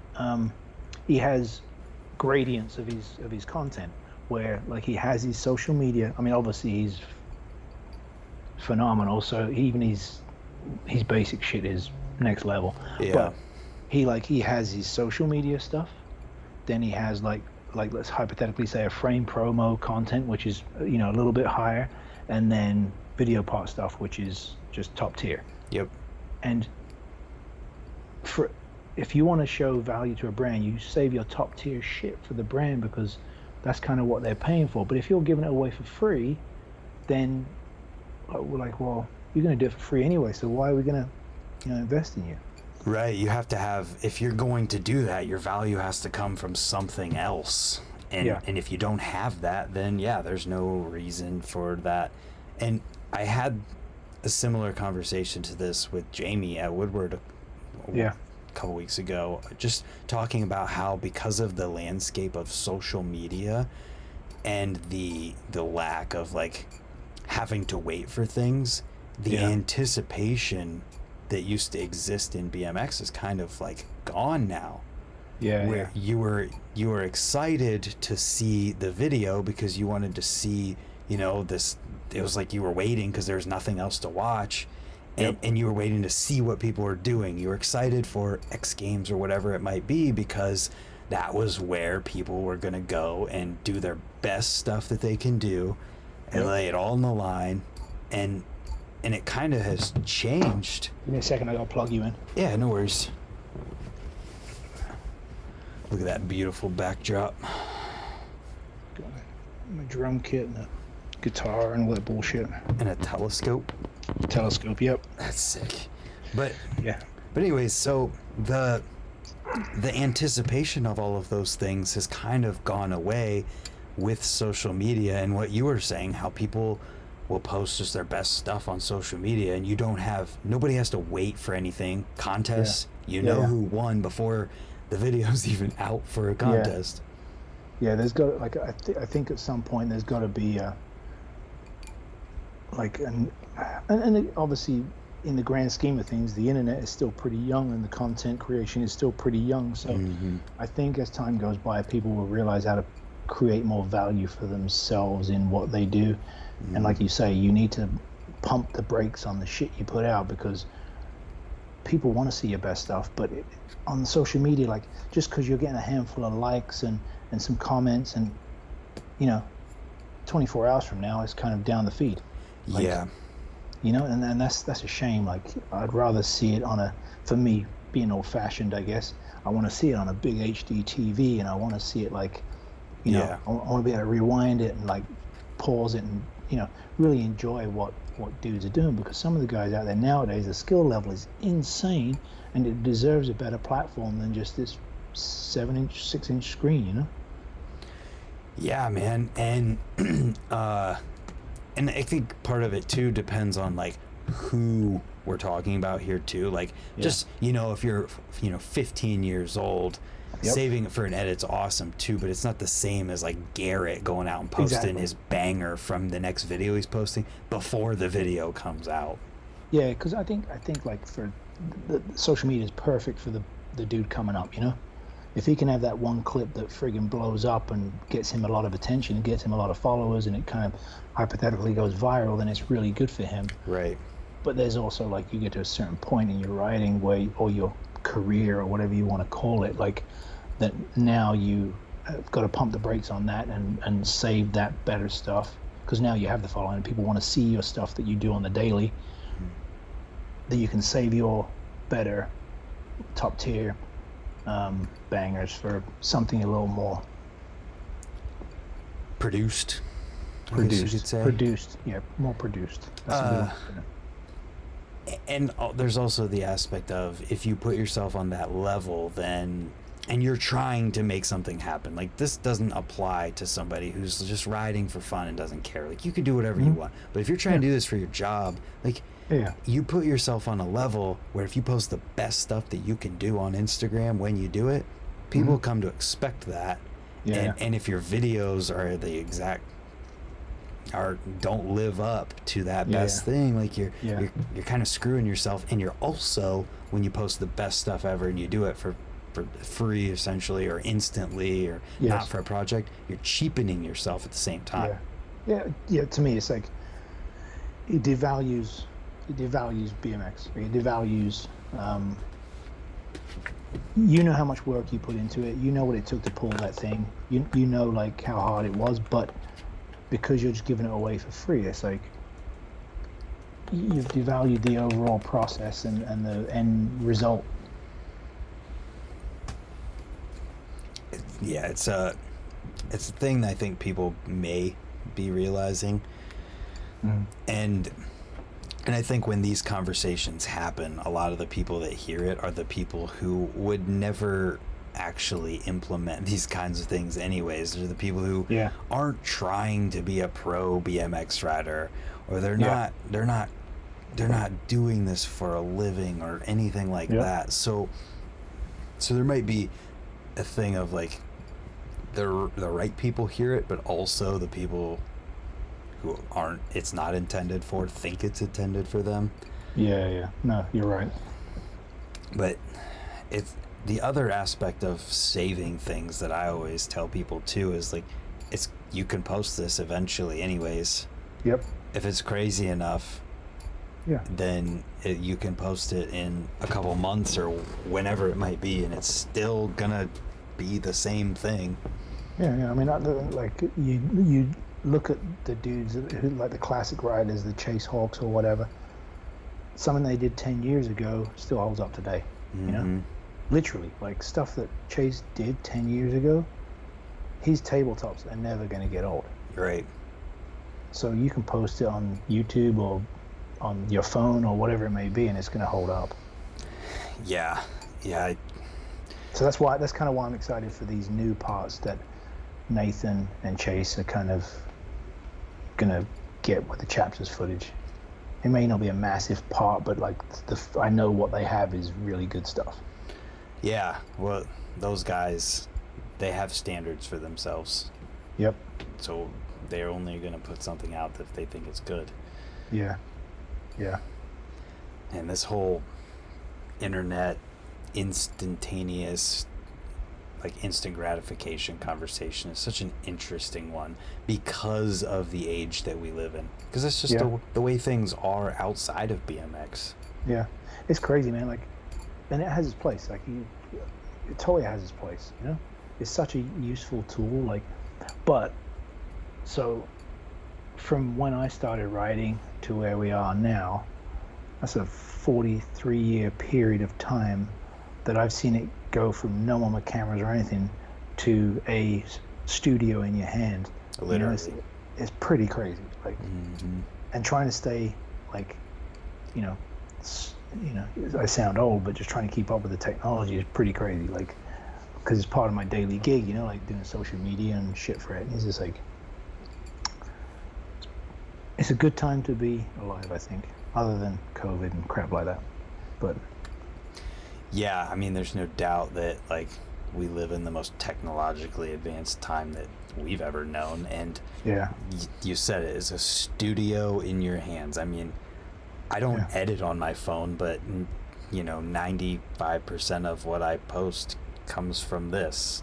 I retired my camera that I used to use to film my real videos with, and it honestly made it easier.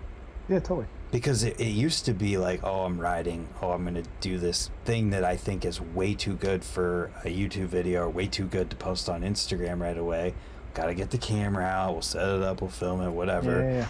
Now I just film everything with my phone and then just don't use the stuff that's too good. But it's awesome too, because of the channel you're putting it through, whether it's, you know, it's either going on Instagram or whatever, and it's automatically on your phone, kind of ready to go, rather than have to download it, edit it, upload it, blah blah blah. Like, it's all right there. Yeah, I mean, you've lived through the age, and I don't know how close you would have worked with it, but there was a period of time where people had to edit using VHS players and recording. I'm wondering, if there was ever a time, is BMX old enough that there was BMX videos that had to have physically cut film? I'm sure they exist. But the VCR to VCR thing was totally prevalent when I was, you know, coming up. Like, or I would say coming up, but in the midst of my riding. I've heard stories about that, man. I don't know. I mean, obviously, if you have no other choice, that's just what you're gonna do.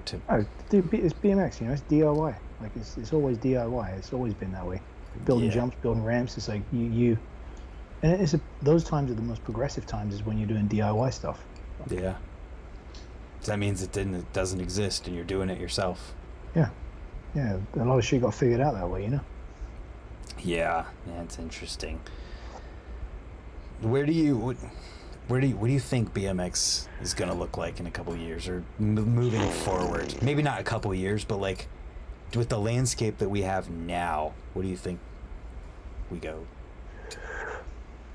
You're always going to have your core side of riding, but I think there's a divide in the road coming with the Olympic style stuff, and we're already seeing it. Like there's those style riders that are just training, healthy, gyms, nutrition, blah blah blah, and it's gonna, there's already drug testing. Like it's that's going to become more prevalent because people are going to take that as an avenue, as a career path. Like that's what it's going to be. They're going to move in towards that.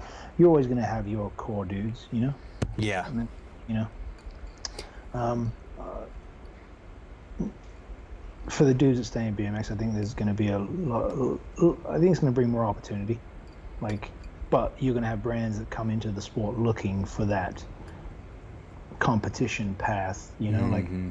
So when I look at the Olympics, and for me, like the course is regressed in a lot of ways. It's kind of gone back to like an old BS contest with ramps and stuff, and it's just like it's progressive with the tricks people are doing, but like when you see like a pro cup, like they build a bowl that's, you've got to learn to navigate the bowl in a new original way, and you'll have guys that are like the guys that like the feast dudes or the Olympic dudes who don't do well in competition at one of those pro cups, but their riding is of such a high standard but don't do well, and they wonder why. Mm-hmm. And it's because if it was about the tricks, every time they build a pro cup bowl, it'd be the same bowl every time. Right. Because the reason they create new designs is so it gets used differently and uniquely every time. Yeah. Because there's a lot of those guys who do tricks. They make a beeline for the box jump, a beeline for the quarter pipe, and they don't come up with original routes to get to, those tricks. So when I look at the like a Olympic course, it's very much set up for the trick guys, just to go big and double flips and double flares and whatever it may be. So I think there's going to be a not a shift, but there's going to be a lot of people who gravitate towards the gymnastic style of the riding part of it. Mm-hmm. And you're going to have the guys that just keep doing what they're doing in the woods, building dirt jumps, and there's going to be a lot more opportunity for the competition guys, I think. And it might alienate the guys who are in the core, but there's an element too, like for brands like Etnies, where we look for lifestyle, we look for personality. It's not necessarily about the tricks, Yeah. That's always been my vision for the riders that we have on the team, is marketable dudes, dudes that other dudes, like riders that other riders want to be. Mm-hmm. As time goes by, those riders who riders want to be might be Logan Martin, Yeah. But those guys, for me, when I watch that stuff, it becomes a blur, and a lot of times I can't tell one rider from the other, because a lot of you do X amount of tail whips, you lose any amount of style that trick would have had if you only did one of them. Right. But if I look at obviously dudes like Aitken or Clint Reynolds or Chase or I don't know, Dennis Anderson, I can tell there's a style there, so I can see them from a mile away. But the guys that are doing the flippity dippity shit, I'm like, I can't tell one dude from another. I can, but not. It's really hard. No, I get it fully, and I hope that what we see, if you're right, in that their resurgence, whatever the other word would be for that, of park stuff kind of heightens, that we see more people like Boyd Hilder who are able to come in and still do well against those park guys who are doing all the crazy tricks, to just, and Dennis as an example too, because Dennis can those be two dudes. Perfect examples right there. They both have the ability to come in and win against the park guys, and that that shows that it's possible. So I hope that we'll get more of that and more variety through that. And we see someone like Boyd or Dennis competing at that level. Oh yeah, I mean, I know that Dennis was, he had the opportunity to go like to the Olympic qualifiers. It just wasn't something he wanted to do. He didn't dummy down his riding, but he just, it's not his. I don't think it's what he gets most enjoyment out of. Right. But yeah, Boyd's an amazing example because he's, one of my favorite riders. He's phenomenal. The way he uses the same course that anyone else uses is just, it's amazing. And his skills are just insane. I agree fully. But I think too, the opportunities for the park Olympic style people, they probably will increase, but I think at the same time, they will probably increase opportunities for other people at the same time. Yeah, I agree.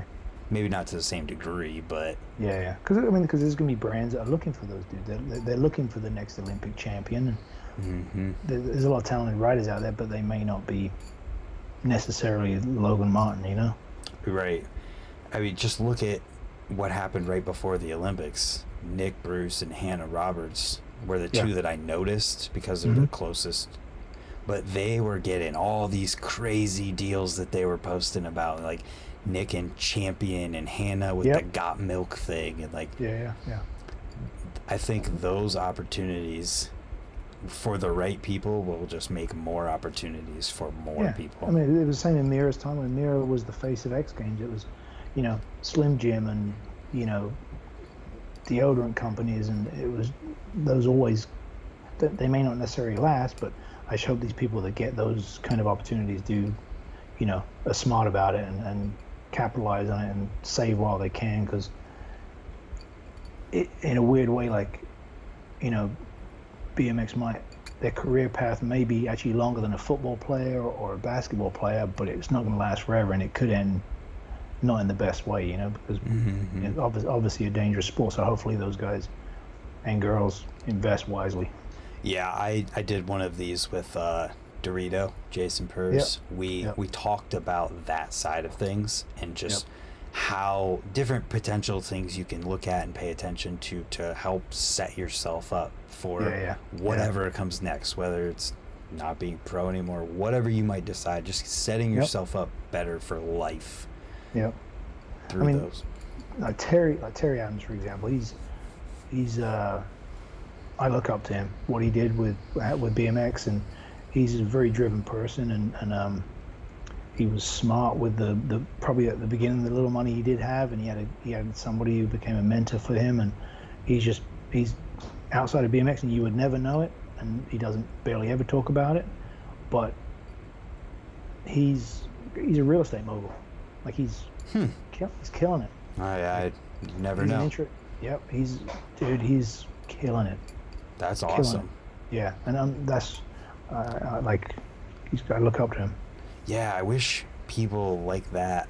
Maybe he hasn't had the opportunity and is willing, but I hope that people who are in those situations maybe could help guide some people, because you've done it, you've navigated those waters, and there's people who could do similar paths or just take the inspiration to do better and set themselves up just from hearing about it. Terry's a dude that would, if there was ever a BMX TED Talk, he would be a good dude to have, like, because he loves BMX with a passion, and he ain't giving up anytime soon, but he's also, when he saw an opportunity to do something else and kind of set himself up for the future, he definitely took advantage of that. Yeah, and it was probably through the eyes of like, I want to ride as long as I can without having to worry about doing anything else. And that was, I mean, if you have that foresight when you're a kid, man, like, you're gonna succeed, Yep, and all we got to do to help people do that is just talk about it like we are right now. Yeah, no, totally. And it's like, I wish I'd learned, I mean, it's never too late, I guess, but like, I wish I'd learned more younger, and I had a role model like he has. Yeah, I can see that for sure. It's a weird dynamic, man. Like, it depends on your upbringing too, because like my parents, they never, they come home from work and you fall into this routine of you finish school, you go to college, or you get a job, and that's just your life. That's Yep. what you presume life is. But as I've grown older, I've learned there's so much more than that. And there is a lot more opportunity out there. If you don't have to work for somebody else, you can do whatever you want to do. Yeah, man, that's exactly it. And I unfortunately fell into that trap for a minute, and Yep. I went to school. Then there was a period after I'd been there for a little bit where I was like, I already have a video job. I kind of want to just take a year off and work. Yep. And then everybody in my family was like, no, no, no, you won't go back. So Yeah. I finished out school, got laid off right after a guy. So it was like, Yeah. well, you're in the same position you would have been in, but you got a whole bunch of debt. And it was right then Yeah. and there that I just decided, like, never Yeah. having a full-time job ever again. And Yeah. that's when this started. That's awesome, man. Yeah, I mean, there's a I'm not going to name it, but there's a pro BMXer that he former pro, but went to school, got an education, got 60, 70, $80,000 in debt, and he ended up hating his job, and he just didn't do what he went to school for, and it's weird how life changes for people, you know? Yeah, it's unfortunate that people get pressured into those things when they're too young to really be able to make those types of decisions for themselves. And then, you think you're doing the right thing, but it's not necessarily the right thing. Like, you gotta do what makes you happy. That's exactly it. And that's all you can do in life. Try and Yeah. do what makes you happy. I think sometimes, like, people are so caught up in what they think they should be doing in life, like in the regular career paths, when their own self-happiness is the most important thing. Yeah, man, there's definitely that aspect of life of just what should be and like what what people are supposed to do in life. 100%. And it sucks whenever it takes you too long to realize that that's all horseshit. Yeah. Yeah, no, totally. Like, I got to, like, after, like, when I had a vacation from Etnies, or whatever you want to call it, like, after that happened, I realized how expendable I was, and I was like, I don't want to work for anyone ever again. I don't want to be put in that position again. So everything I do now is just, I'm self-employed, so. Yeah, and in the age of the internet, that is totally possible for 100%. a lot of people. Yeah, totally. Yeah, I think I'm glad that you brought that up, because that's a very important thing that even though a lot of people who are watching this are older, just anyone who can hear that and might need to hear it. Yeah. Like, if you've seen the Bloom BMX, Yeah. Beatrice just quit her job and is going full at it with the Bloom. Sick. Awesome. And Good for her. It's a perfect example of that, as like, just going for it, trying. Yeah. So it was when my situation happened with Etnies, like, I spent so many sleepless nights, like, dude, what the fuck am I gonna do now? Like I felt like completely, like, broke down and, like, didn't know what I was gonna do, like, and really should have had more confidence in myself, knowing I'd survive no matter what. Mm-hmm. But then I was with Fudger when the whole Ride magazine thing went down, and, like, he saw me go through what I went through, and I was hanging out with him, and I saw him go through the exact same kind of depression period, and then I think in his mind he was like, yeah, I'm not gonna fucking work for anyone ever again. I don't want to ever be disposed of like that again. Yeah. Because those dudes busted their ass and made, like, something happen with nothing, and they were always, under budget, whatever, and they were just kicked to the curb. So for him to just rise up and do his own thing, it was pretty awesome. I wonder how many of us have been inspired to do our own thing because of that exact situation. Quite a few, probably. Because that's three that we just, like, myself, yourself, and them. Yeah. Like, Yeah. I don't know. Maybe it's our. It needs to happen more, like, because you don't need to conform to what everyone thinks you should be doing.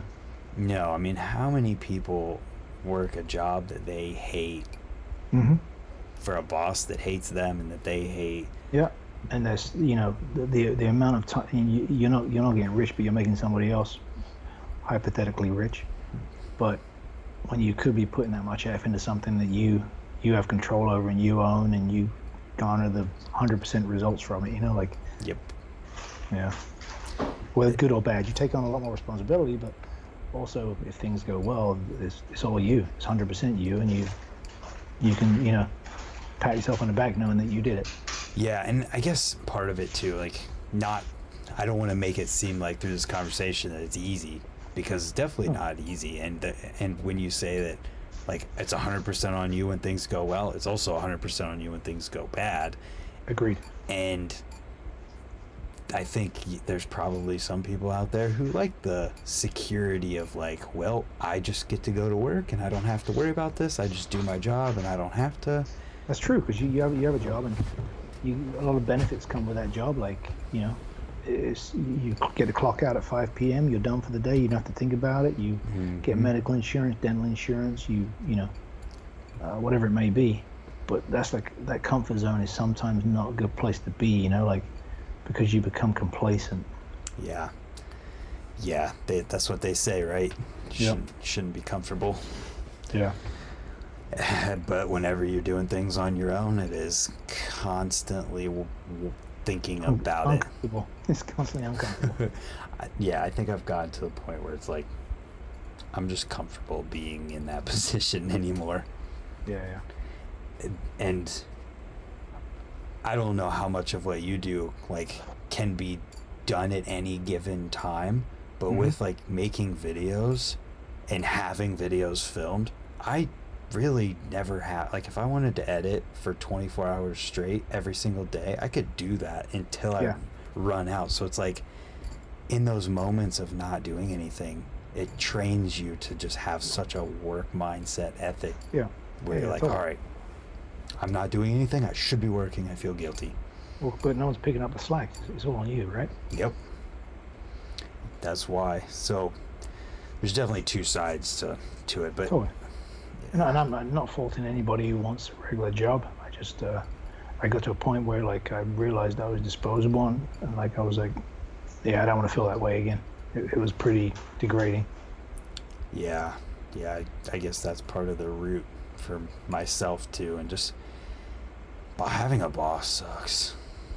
Yep, agreed. That's like, although I do answer to people, but at least I could just check out anytime and just say, okay, fuck you guys. Right, yeah. I mean, like, I do have a part-time thing. It's only like a few hours a week, Tuesday through Thursday. But I wouldn't have it if it wasn't the way it is with the people. Like, I don't feel like I have a boss. Weird. Okay, good. That's good. It's so, and I work from home. It's a YouTube thing too. So it's like, that's awesome. My life's 100% YouTube. That's good. So I had a text here from the man Kevin Connors himself. Oh shit. No. This is a good one because it affects me directly. He said, FYI, Povah did the first ice pick. Oh shit. You did the first ice pick? Down a rail, yeah. Oh, not stall? No, not stall. But, a lot of times there's these things that happen where somebody else across the country is doing the same thing as you. So I know, for me, Keith Trainer did the first ice pick down a rail. Yeah. I got the first one on film. Because Keith tried to film it and hung up on a vertical and smashed his face and knocked his teeth out.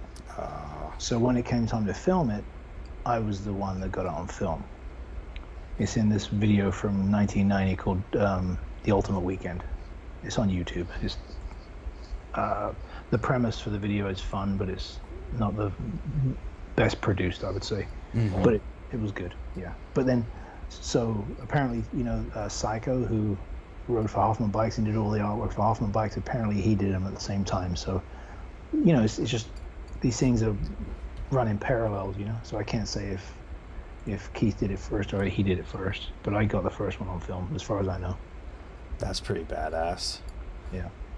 And the rail wasn't huge. It was down like 5 stairs or some shit. Yeah, but it's still enough to... Nina said she tuned in. Nina? What's up, Nina? She's in Ohio. Yep. It's awesome. I've had her on here before. Yeah, she's awesome. I love that girl. Like, she's such a role model for the girls. I'm genuinely so stoked about her moving to Ohio because she's already brought so many people through town, and that would have probably not been here. And it's been really rad. Yeah, she's done good things for the whole BMX scene, for the girls. Just in general, she's just fucking awesome. Yep. So Nina, if you're still listening, you're the best. Yep, you're the best. We love you. Oh man. So you mentioned how you wanted to talk about that instant side of BMX. Was there anything else that you thought about that you wanted to bring up?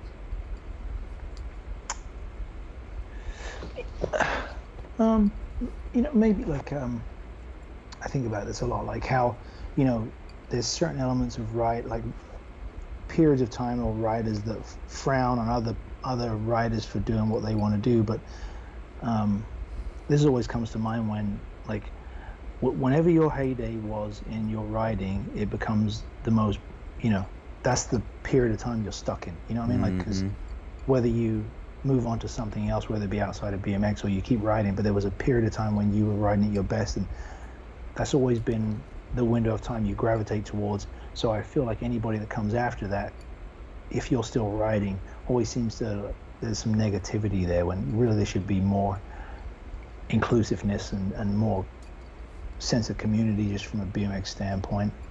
I don't really know my point there, but I know that, like, if you were, we'll use Eddie Fiola for example, from like 84 to 89, he was the king, like, and that was his period of time.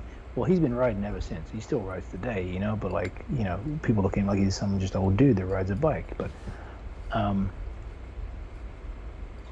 they forget how pivotal and what he did was so impactful, and allows the sport, or catapults the sport to the next era, Yeah. And there's guys that are recognized for it, like, obviously Hoffman's or Mike Dominguez or Brian Blythe or Dave Volker or Pete Augustin or like any of these 80s dudes, Matt especially, like, if it wasn't for those people, they catapult, they prove things are possible. Like when Matt did the first flip fakie on a quarter, or flare, like, people now realize that's real, and it catapults things to the next thing. But people live in the period of time that their riding was the best, and anyone past that forgets that. But there's always these stepping stones to the next progression or the next level of riding, like that would, I know where I'm going with that, but that always plays on my mind. I think sometimes that gets forgotten because people are living in the moment that they most revere in BMX, Yeah, you see it all the time where people are talking about the golden age of BMX. And arguably there are times which were better for whatever reason than others, but I've said it a lot too, that the same thing you're talking about, like, your bubble of BMX is always going to be your bubble of BMX. And when people talk down on like today's BMX, saying that their time was better, what they're not realizing is that kids today are going to feel the exact same way in 20 years. You articulated it better than I did, but exactly. Like, so now, whatever now is, whether it's now or 10 years from now, is the best time in BMX. Yeah, it's always the best time. Like, whether it's financially better or not, like, that's one thing, but like, just from the riding standpoint, like, is always going to be the best time. So yeah, there's ways to measure it objectively, but from a subjective point of view, I've felt the exact same way, because I recognized it like early that's how things were, where people were like, oh, it's the best time or whatever. And I think it was because I had so many people around me that would like fade in and out of BMX, and then there's all these older dudes around that I hang out with just talking about how amazing BMX used to be, and when they say that, I'm like, dude, BMX is still the best thing ever. It's still awesome, dude. I mean, there's arguments for and against, because if you go back and look at some of those old bikes, they were shit. You know what I mean? Like, so how can that be better? But I mean, from a progression standpoint or sponsorship standpoint, like, maybe it was, but now, the time that every kid is living now is the best time in BMX, and everyone should enjoy that. And then tomorrow will be the best time. And because it is what you make it. And Agreed. that's the way I've always looked at it, because clearly you're just looking at me right now. I'm living in 2006. No, but you're a good example of it. Like you ride how you want to ride, and it's the best time in BMX for you. Yep. And then Rob Ridge is hanging out in a warehouse on the spine, and he's like, it's the best time of BMX for him, and he's progressing. It's phenomenal on every level, you know. Yep, I wholeheartedly agree, and I think part of it is some people haven't accepted the fact that time goes on, and things move on. Some people haven't. Yeah, and it's just like, yeah, things have changed, but the more things change, the more they stay the same, and you can always still do the same things that you were doing. Yep. In that time period. 100%. Agreed. Yeah, and for the people that I always grew up hearing say that are guys that are like not like super old, so it's like, you know, early 2000s was their heyday, where bike geometry is not crazy far from where it's at today, and like bike construction is pretty similar. It was obviously going through its phases there, but it's mainly the riding and like the pros. And when you look at it, like, there's a lot of people who are coming up in that time period who are still there today, like Corey Martinez. Dude, right? I was with him over the weekend. Like, I you know, he doesn't seem to age. Like, I've known him for 20 something years, and like, he doesn't seem to age, and he's phenomenal on a bike. Yeah, phenomenal. Yeah, I'm glad you brought that up, because I've felt the exact same way for so long, and I think that when you articulate it in the way that we both just did, it helps at least the people who can be reasoned with understand. Yeah. Can't reason with everyone though, you know. Right. How do you feel about the whole wheelie bike thing? I actually haven't thought too in depth about how I feel about it. I guess my first thoughts would be, from what you see, it seems like it's a totally different demographic than what people who would be riding freestyle BMX. Yeah. I don't know. I don't look super close, but like the people that you see seem like they're a different group of people than what. I guess I don't know enough to really say a lot. Yeah. I think, like, for me, it's like, obviously there's a lot of older guys getting into it, but it's also created a new scene for some of the younger kids, and it's almost like freestyle from its beginnings, like some of the most basic tricks, and they've created their own scene from it. And I know people are saying it's not BMX, but what is BMX, man? Trail riding, freestyle, street, BMX racing, skate park. Everyone's bike's set up a little different. Like, it's just a bigger BMX, right? Like, dude, it doesn't matter what kind of bike you're on. When you see something that is BMX, you're like, that is BMX. And then for me, like, if that gets somebody else into, you know, the version of BMX that I hold most dear, then I'm all for it. Like, you know. So again, like I say, I look at the Olympic stuff. It's not my cup of tea.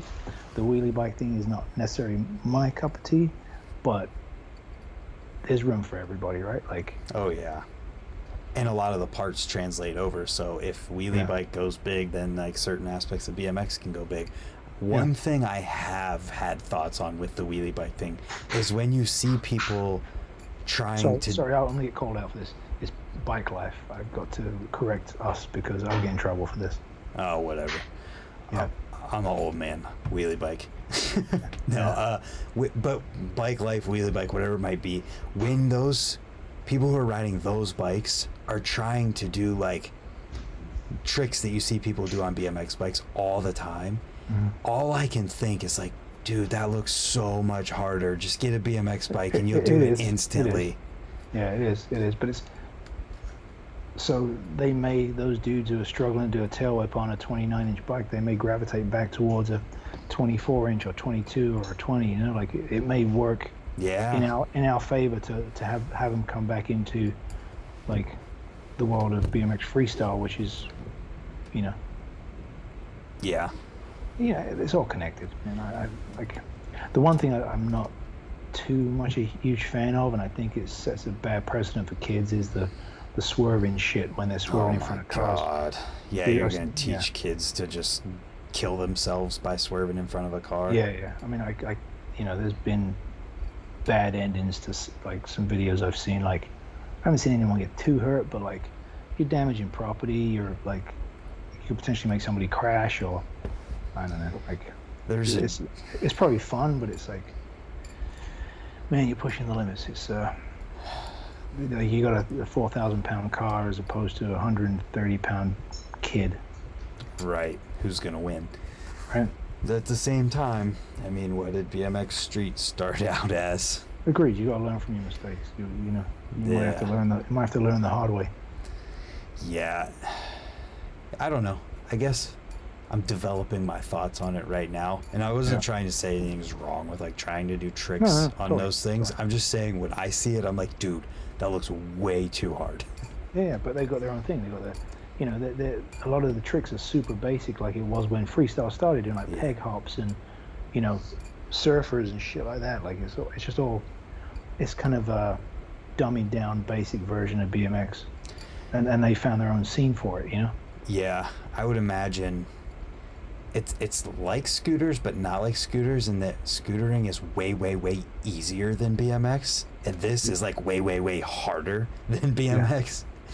In aspects of like bunny hopping and doing 180s and things. The wheelies, they're made to do wheelies, so it seems like it's really easy to do that. Yeah, I mean, they're easy. I mean, they pitch their seat a certain way that they can, the seat's pitched way down, so when they're wheeling it's flat, so it's perfect for them to do their shit on it. Yeah. So I would imagine you're probably right. We're going to see people coming from there into BMX. Yeah, hopefully. I mean, like, but it's crazy because you'll see like a 8-year-old kid riding a 27-inch bike, and you're like, holy shit, that thing's huge for him. Yeah, that's true. Yeah. Just ride a 20-inch, dude. It fits better. And I think there will be people who see that, and we see that through it. Yeah. It's an interesting thing. It's just more people on bikes. That's all. You know, if you know, if brands like, I don't know. I mean, obviously he's been successful for the Wild Man, and you know, he's built a whole, you know, scene. You know, right? Him and that D-Blocks dude, like they've done amazing things for SE bikes. You know, right? Yeah, I don't see a ton. I follow Todd on Instagram, so I see what he posts, but I don't see a ton of like what they're doing. If they're doing like, obviously one thing, okay, developing my thoughts here. Good. They do schedule, you see them do like their ride outs at a set, tons of them. Like, and it's every week, same day. Yeah. I think that's something that you see like older guys do in BMX, where they'll plan like, all right, Tuesday's old man night and we're all going to get together. Yep. But like, I think that sense of community, if it rubs off on BMX, could be a great thing too. That's a good point. I agree with that. That would be awesome if you have like, not ride outs, but like, you know, you meet up at a street spot or whatever it may be, or the local skate park once every month or something. It just builds a sense of community. Yeah. And it is. It's like rad seeing, you know, the young and old, moms and dads, and everyone's out there doing it. And the couple of the rides that I've been around here, like in LA and Long Beach, man, like some of them are like, they're 5,000 people deep. It's insane. Whoa. Dude, it's insane. That is insane. It is. Like when it's an overwhelming sense of power when you're going down the street and the cops are lining the street so that you can go through without interference. Wow. Like you're running through red lights and the cops ain't doing nothing. It's like, you know, it's pretty rad. Like it's a cool thing, even though I'm on a 20-inch bike. But well, that's one thing I think I see a lot of people who are going to those on their BMX bikes. Yeah. It seems pretty cool. Yeah. So how do you feel about a lot of dudes crossing over into mountain biking? If you're not making enough money in BMX and you go to mountain biking and you also ride BMX and you can afford to be able to do whatever you want and ride your bike whenever you want, I don't think anybody can say anything bad about that to a certain extent. I agree. Like, anyone who says anything bad about that has some type of other thing that's going on, because nobody who has the dream or has the potential to ride their bike as a living and ride every single day whenever they want wants somebody else to have to get a job. Right? Like, I agree. Like, it's like I think maybe sometimes it's the closed-mindedness of some of BMXers where you shouldn't do anything else but BMX. And like, you're really good at BMX, so why would you even go somewhere else? But like you say, like, if there's an opportunity for somebody, why wouldn't you let that person be excited for that person to have that opportunity? Exactly. That's exactly it. And we can all, there's room for all of us to succeed. And I will say this, that pretty much every two-wheel sport and all the tricks that come from that are in all the other sports, whether it be scooters, freestyle motocross, mountain biking, all stem from BMX. So we need to be proud of that. Like, if you look at all the stuff that's happening in freestyle motocross or anything, like, is all, stemmed from BMX bikes. And what I hear is, like, in the mountain bike world, that anybody who's pretty good on a BMX bike can go to that world and, like, do well. Yeah. It's what I hear. I mean, there's a learning curve. The bikes are definitely. I mean, I ride a mountain bike, and it's definitely a different thing. It's more like riding a motorcycle. But yeah, I mean, if you've got a skill set in BMX, like someone like Corey Martinez or Christian Regal, like, it's easy for them to cross over. And like, Christian is so multi-talented with camera work and whatever. He brings so much value to that world, where in BMX he was struggling. Yeah. Like, it's a battle in BMX. Like, again, it comes back to the margins in the in the BMX bike world. It's like everything is affordable. I mean, I know kids probably think it's expensive, but so I'll use an example. In the 1986, there was you could buy a Haro Sport frame and fork kit, and that frame and fork kit was around $300. Inflation is 3% per year. It's probably like 20% this in the last year, but so do the math on 36 years ago, 3% per year, what a frame should cost. It's you can do that. What year did you say again? 86. $300 in 1986 today. Like, do you want to take a guess? $700, $800. Oh my God, you're good. Yeah. 791. I already looked it up. Oh. Damn it. But you know what I'm saying? Like, and if you look at the mountain bikes, the dirt jumper frames, they're essentially a big BMX bike, and that's what they charge, because they're charging realistic margins. Yeah. But a large part of BMX is kind of like, if Kink makes a bike for $399, then Fit's going to make a bike for $389, and like, it's like kind of a race to the bottom, because you're trying to undercut the next person. Yeah. When really, and you see it with Profile, you're able to charge a premium. Obviously they're American made, same as S&M, and I'll use Chris as an example. Like, he's kind of the gatekeeper, I would say, to price change. Like, when he steps up his prices, other people are willing to do it. But until somebody takes that lead, nobody does. But point being goes back to the mountain bike thing. Like, that's why those dudes go to the mountain bike world, because margins over there are phenomenal. I have a mountain bike. I've replaced the bearings on the wheels 3 times, and they were $80 a pair. Jeez.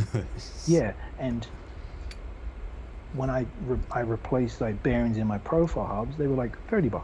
Like, and they're way better quality bearing in the Profile hub compared to the mountain bike. But they're selling to that kind of level of audience, that kind of, those people who have that kind of money. But they're realistic margins to where they can afford to do bigger events, pay their riders better, and BMX needs to learn from that, I think.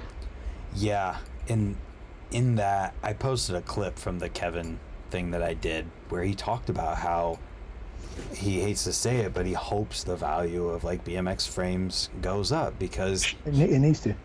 Because yeah, if you've got riders who deserve more, who are barely getting by. right, exactly, and that was his comment was like, I would love to be able to pay someone like Dennis more money or send him to more places and meet more kids and meet more people, and it would be more possible. And I think the thing that people missed in that whole entire thing, obviously that was a 1 minute segment from a 2 hour conversation, so you can't get the full picture, but what people missed, they didn't think about, was like that would be an increase on a signature product for Dennis Anderson, not the baseline Haro frame that is meant to be a budget product. And like, so it's like you'd make the choice in BMX. Do you buy the budget thing to get the cheapest thing you can, or do you spend a little bit more knowing that it goes to helping Dennis Anderson go somewhere or make a little bit more money? I think that it's weird. Like there was a period of time, like probably 5 or 6 years ago, when people realized they could do well with complete bikes, and they sold 200 bikes in a year, and they're like, okay, well, we sold 200, now we can do 300, now we can do 500, and all of a sudden everybody's got their complete bike, and you hit a ceiling where you can't force more bikes on the market. Yeah. And now you're dropping prices because you've got to keep getting these things out there, when really if there was a greater margin and less supply and a higher demand, it's a little bit easier to regulate rather than discounting shit and just pushing it out there. Like just for me, like in my mind, to create more of a demand than a supply at the right margin, there's less overhead, there's less warehouse, less employees, like, so there's more money that goes back to the marketing of the brand. So everything that involves the riders getting paid more projects, more like running more ads, running more events, like, but everyone's running on empty all the time. Like, and I know there's riders out there who don't believe that, but believe me, these brands do not make as much money as you think they do on BMX. Yeah. And it's one of those things where I feel like BMX as a whole, like all of the companies need to have like a meeting, and everyone needs to work out and like agree on pricing. Ain't gonna happen. It's never going to happen. No. But what you did see though is that Sunday and Odyssey have been raising their prices, so their frame prices went up. Then S&M just recently announced their prices are going up, so you're going to see everyone else's prices going up, and I don't know what their margins are worked into those price increases are, but I really hope that they made a little bit more room for them so that more things can happen and they can do better. It's a tough one because like direct to consumer is a very real thing these days, and like when brands can do that, they're making a lot. They're doing better, but they're still not doing great because they're fighting these other brands at a lower price or a lesser quality or whatever it may be. But they're still trying to be competitive.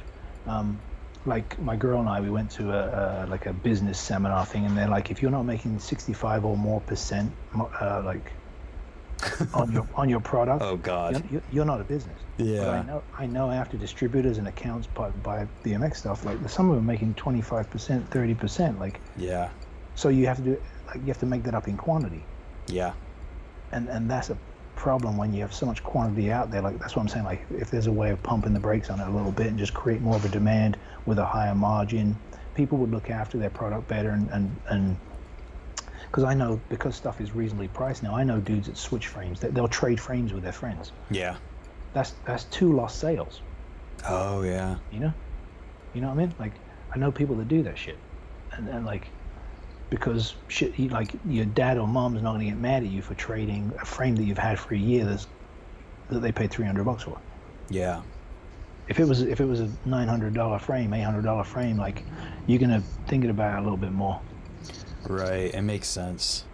There's, it's such a hard thing because nobody wants to pay more for things, No, but we're in a state where like it almost needs to happen. no, it has to happen. Like it has to happen for just the health of the sport. You can't always be just getting by, and that's what it seems like it is. Right. Right. And it's been that way for how long?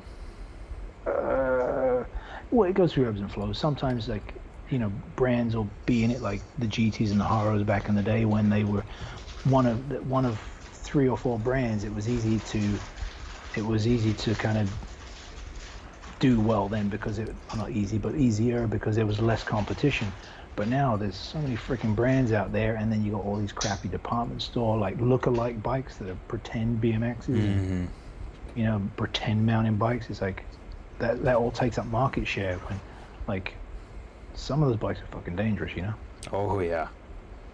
But it all takes up market share when there's brands out there that make a quality product, even though it's more than those department store bikes. Like, those are the brands that should be succeeding, and it should be coming back into the industry and taking care of riders and doing events and just blowing up our sport as a whole.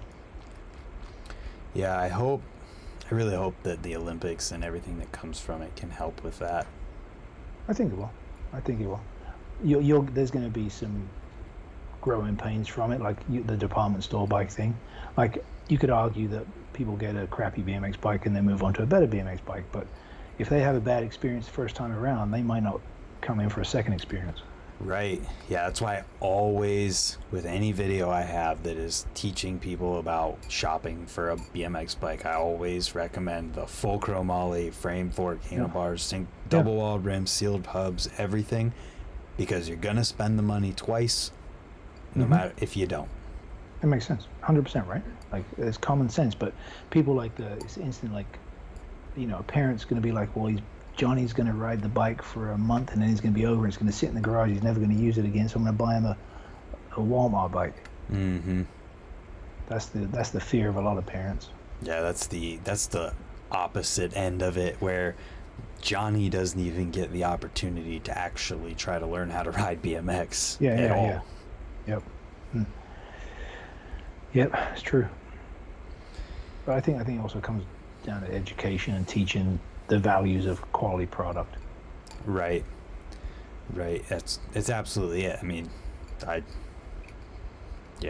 what I try to do, essentially. You do a good job, man. Like, me and Mola had the Fit premiere the other day. Chris and I were talking about, like, you're the only dude that kind of is like a news channel. Like, it's like you provide the service, and there's like a lot of the other channels are pay to play, like you do a good job of, like, presenting the news as it's happening, kind of thing.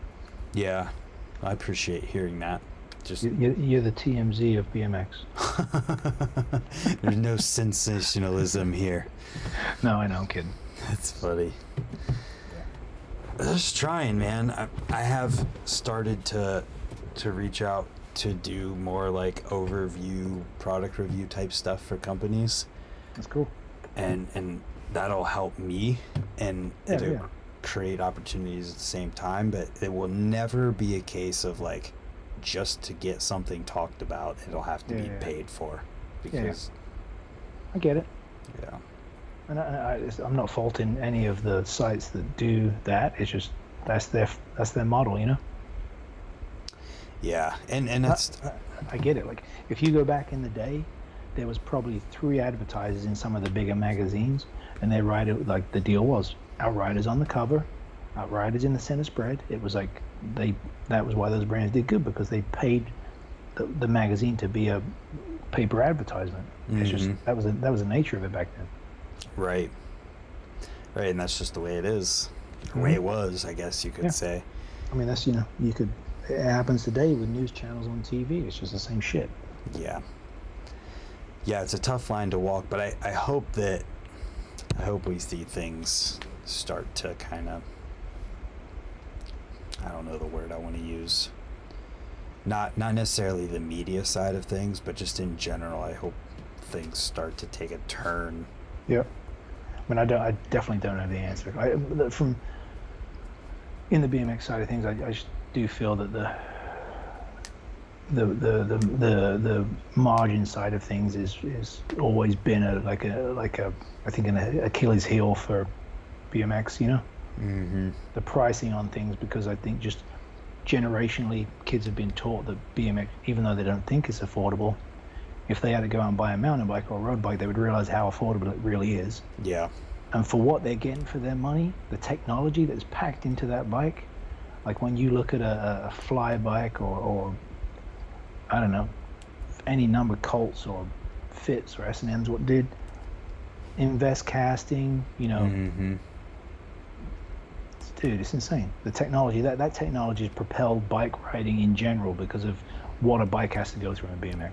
Right. I mean, all you have to do to see the technology is compare it to a bike from 20 years ago. Yep. Yeah. Yeah. Look at what a GT Performer looked like when those were the complete bike that you would buy. Yep. And compare it to a bike today, and just look at what one could go through versus the other.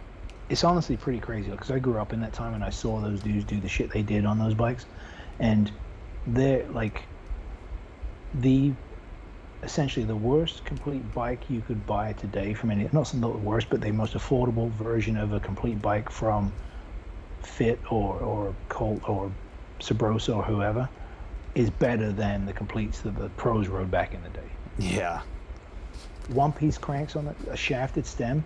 BMX bikes today, that you don't see one-piece cranks. They're all three-piece. They got a clamp-on stem. Like those dudes are riding tri-molly single wall rims, and they're trying 900s.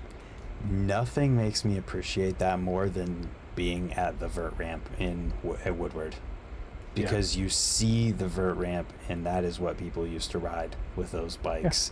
And you're like, people today don't even want to drop in on this on a bike that is made to be thrown off of this and be okay.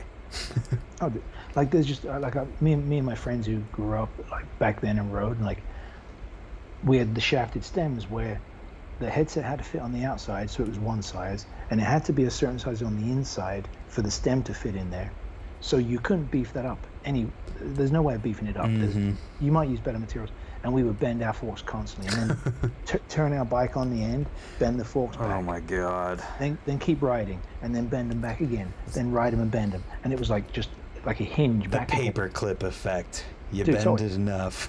And it's crazy today. If you bend a pair of forks, you throw them away. But they're 10 times the fork that we had. 10 times the fork. Yeah. It's insane. Yeah, man. Somebody just left a comment the other day saying how they asked me like what I would recommend, because they had been collecting parts and they had a crank that had been used and it was bent at like the pedal boss, and they wanted to bend it back so they could give it to somebody who could use it. And I was like, no, never, do not do that. Yeah, that's one of the biggest problems, is like people who pass on secondhand stuff. That's scary. You don't know what's been through. Yeah, man. I know people who like brag about, I've been riding this frame for 10 years. And I'm like, stop. That's nothing to be proud of. No, it's not. That's scary shit. Especially when it's people who can afford to get something else and be way safer. Like, yes, I'm proud of you for being able to ride that S&M frame for 10 years and not break it. It's great. S&M makes a fantastic frame. But I don't want to see you die for the chance when the metal is going to fail, because it's going to happen. Metal it might be the strongest frame ever, but it is not made to last forever for you riding it. I mean, it has there's a fatigue point. Even the most mild like impacts, at some point the cycles of the impacts will just, at some point, it's going to give out. Yep. Yeah. That's why it's super important. Yeah, you keep an eye on your shit, man. Like if someone's, if you see a little bit of paint cracking or something, pay more attention. Yeah, I hate to see situations where people would end up getting hurt because they ride something for a long period of time, and that's part of the price increase conversation too, because I'm sure that's going to make people ride things for longer. Yeah, I mean, You're right, but I mean, the level of riding now, like, dude, like the abuses these bikes go through, man, like it's pretty amazing. Like, Mm-hmm. like three and down a 20 set of stairs, man. Like, you can't expect shit to last forever. Right. That And then, video. and maybe it's an educational thing, like teaching people, like, look, dude, you might pay $700 for a frame, but and somebody broke it down the other day that, like, how many sessions do you get for that $700? Like, Yes. it's like, I think you might have said it. I think that might have been me. Yeah. Yeah, it was you. So it was like, so if you get, you know, 300 sessions out of a $700 frame, you're essentially paying $2.10 a session. Like, it's fucking, like, that's nothing Right. Yeah, exactly. And to ride something that's super safe. and something that you love doing. Like, I people will break stuff down like that for their budget in like other terms of their life, but I don't think people make the connection that you can do that with any part of your life. And like your car, it's a good way to look at it. You drive your car every single day, and you drive it for this many years. You're getting this much value per day out of your car, and you have to determine, is it worth it? Yep. And the BMX side is definitely part of it. Yeah. No, I know. It's insane. And at least with the car, you can see the mileage that you're doing, right? Mm-hmm. Yeah. Oh, am I keeping you? Do you gotta go? No. Okay. I don't wanna. No, dude, I'm good, man. I don't wanna get you in trouble. You didn't get me in trouble. No, I've been liking these questions you've been asking me about my thoughts on things. No, it's cool, man. Just, I get asked a lot of stuff, so I'm like, just figured I'd fire it back. Yeah, it's stuff that I hadn't necessarily thought about too, which is good. Yeah. We're close to the airport. Yeah. No, I'm John Wayne Airport. The Orange County Airport is like right here. It flies over my house. Nice. No, it sucks when I'm trying to talk to people, but Or sleep. well, they cut it off at 10 p.m. Oh. It's convenient when I want to travel. Yeah, I'm sure. Then you don't have to pay for parking. Yeah. It's easy. Yeah, the one thing I was going to say earlier, and I don't know how much you'd be involved with like the actual like shoes part of it, is I appreciate the variety of things that they've been coming out with. Yeah. It's a good and bad thing because the company's not necessarily as big as it used to be. Mm-hmm. Trying to make sure you do an effective job of marketing all those, and you can, like effectively push the line how broad it is out, like because a lot of man hours to design it, but it's also a lot of time to create all the photography for it, the catalog assets, any marketing assets. So and that ties back to any kind of marketing budget. Like, it's just because it all costs money and video content, photos or whatever. But it is definitely like they have a broad array of stuff, like for whatever taste you might have. So, and that is pretty rad. Yeah, I appreciate the fact that you could get everything from a slip-on to a normal like low top shoe to a kind of like medium higher top. And then you could, if you're like me and you like having bricks on your feet so you don't ever have to worry about hurting your feet, you can get like one of the mountain bike style shoes. Yeah. They've been killing it, man. Like, people are loving that, like all those shoes, which is cool. Yeah, I think for so long in BMX there was a lack of like a hardcore shoe that was like tough as nails, like you could not have to worry about your feet in. So the fact that those are starting to pop up everywhere, it's good. So I'll get mad, like I'll randomly post, like somebody will post like an old Joe Rich shoe or a Taj shoe on their like early 2000s BMX or whatever, and I'll repost it because it's fun, But then I'll get a bunch of messages like, well, you guys need to remake that and blah blah. and as much as I understand it and I get it, I think the fantasy is very different from the reality of what that shoe is and what it would be today. Like, number one, we can't remake those shoes, just so everybody knows, because like we don't own the outsoles. They were from other factories, so it would cost tens of thousands of dollars to produce those outsoles. But those shoes were like good for the time, but they were like riding in 2x4s. Yeah, that's there's a philosophy thing that comes up with this.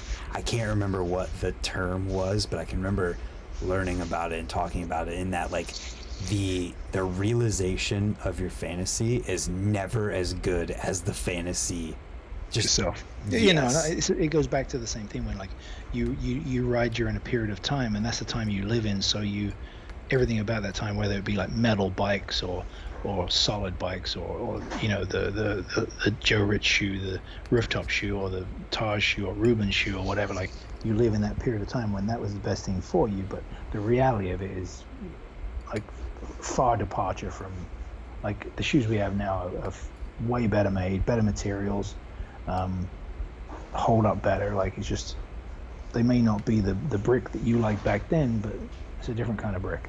Right, exactly. Yeah, I mean, I have, let me count, like 10 pairs of Orchids in my closet right now because I was obsessed with Orchid, and I just bought a bunch of them. They're a rad brand, but that's a good example of how hard the shoe business is. Like, trying to get, like, Derek realized how tough it was, man. Like, trying to, and accounts, you know, trying to, you know, pre-sell stuff dude, the shoe business is hard because you got all the sizes, all the colors. It's a tough business to be in. Oh yeah, I mean, that's why you always see the discounted biggest sizes and littlest. Maybe not necessarily littlest, because in men's shoes a kid could get a but like the biggest sizes. Yeah, I can't imagine. I've never even thought about the fact of, like, sizes and colors. Yeah, and then if that shoe doesn't do good for that season, all that time invested and all the work that went into it, it goes away, and that's essentially lost money. Like, it's just, yeah. Some shoes resonate, some don't. Again, it goes back to predicting the fashion. You know, like, it's hard business to be in, and anyone who sticks with it is pretty, you know, I admire. Especially from a smaller brand standpoint. Like, the bigger brands, I don't really, you know, they're powerhouses like Vans. You know, they got like over 1,000 stores globally, and yeah, they're in every other shop, so they can just power through that shit. Like, they're gonna be okay. Yeah, they're gonna do okay. But I do think that because they have shareholders to appease, that they, at some point, if they're not growing, then they hit a ceiling that those shareholders may get, you know, a little peed off, you know? Yeah, I could see that being a thing, and that makes sense too. Yeah, that's the trap that we've fallen in, as, like, the world we live in, is that it's always got to be better. You get record sales next time, you got to do better. Yeah. Like, there's like I think, what is the brand? Stussy. So Stussy has, you know, Stussy, the apparel brand. No. They're still around. Just look up Stussy. Okay. They've been around since late 80s, but from a business model, they deliberately were satisfied staying at a certain, like, X amount of SKUs. They were happy just to stay there. And if they discontinue something, they bring something to replace it, so they've never wanted to ever grow beyond a certain point. Yeah. So you never get dissatisfied if you're happy with that. But people don't look at things that way. Everyone wants to grow, right? Right. Man, you just taught me something. Yeah. I never knew where that S thing that everyone would draw came from. Yeah, Stussy. Yeah. That's an interesting. I feel like that's rare. There's any like, totally. Nobody's like that. But I'm sure inflation comes into consideration, and, you know, you can't just take, like, if you want to stay at 50 million, like, you can't just keep, like, taking away in other areas to make sure you stay at 50 because of inflation. But I'm sure it's all factored in. But that was their philosophy, is they were happy to be at this certain point and never really wanted to go beyond that, because they knew at that point that it would become a beast that they couldn't handle. Yeah, that's interesting. And, well, they've been around since the 80s, so it works. Yeah, I'm not sure if they're still privately owned or not, but Hmm. That's an interesting concept. I wonder if it makes sense in BMX's eyes, because I it's don't know. like, well, it makes sense with what you said with the complete bikes, is that everybody thought they could go bigger, and then now Yeah, they yeah, went too yeah, big. Uh, yeah, yeah. At some point, you hit a ceiling, and then when you hit that ceiling and you've got a warehouse full of bikes and nobody wants to take those bikes, what do? You start discounting. You just start fucking sell them to the nearest buyer. You're just trying to get rid of them, and then it's just devaluing your brand. And um, I don't know. it seems like it would be a cycle, because you hit that ceiling and then you realize, oh crap, so then you scale back, and then Mhm. you do order less, and you almost create it out of necessity or Yeah, learning. but I think too you're only going to have so many kids on new complete bikes. Like at Right. some point, they're going to go to the aftermarket stuff, right? Yep. Or you would hope they would. So it's a moving target too, because the Yeah. number of kids who are starting to ride each year is always going to be shifting. And Yeah, yeah. This is such a hard thing to predict. But that's why I always say, I feel like if quantities were lower but the demand was higher, you would never ever have this overstock. yeah, you may run into, oh, we don't have it, we'll be Yeah, getting it. but that's where as a brand, you've got to be humble and be satisfied with that. Yeah, man, it's a tough thing. It's economics. Yeah. I don't get it. I don't claim to know all of it, but that's just my mind. That's kind of where I'm at. Like that's how I think about things. Yeah, it's interesting. Like a brand like T1, they've like Joe has created such demand, and he's always got return customers. Like, and he's always sold out. Like, but he's happy where he's at. He's just Yeah. happy doing what he does, and So it That's does a pretty cool exist in thing. BMX. yeah. It's not, but I don't think it's intentional. I just think that's how, Joe's never abided by seasons like some of these brands do. Like, Mm-hmm. That's cool to think about, honestly. yeah, it's interesting, right? Yeah, it's stuff that gets me thinking. I found myself lately just wanting to learn about all Yeah. this stuff. Yeah, The one thing that's really been intriguing me lately with all of this inflation stuff is when people relate it to another period in time, because Mhm. inflation is something that's gone up and down throughout the years. yeah. And the question I always ask people is like, well, how did it end? How did we get out of inflation? Like, We stopped printing money. oh, okay. Yeah, because the money is so devalued now that the individual unit of a dollar is way less than it was 10 years ago. Right. So you need more of them to make up the value of something. Right. And what somebody explained to me, I think it might have even been Keith, was Mhm. that if the price of something goes up so much, then you're going to either have people who either can't afford it or don't want to buy it at that price. Mhm. So the demand goes down, your supply goes up, price goes down to meet where the demand is at.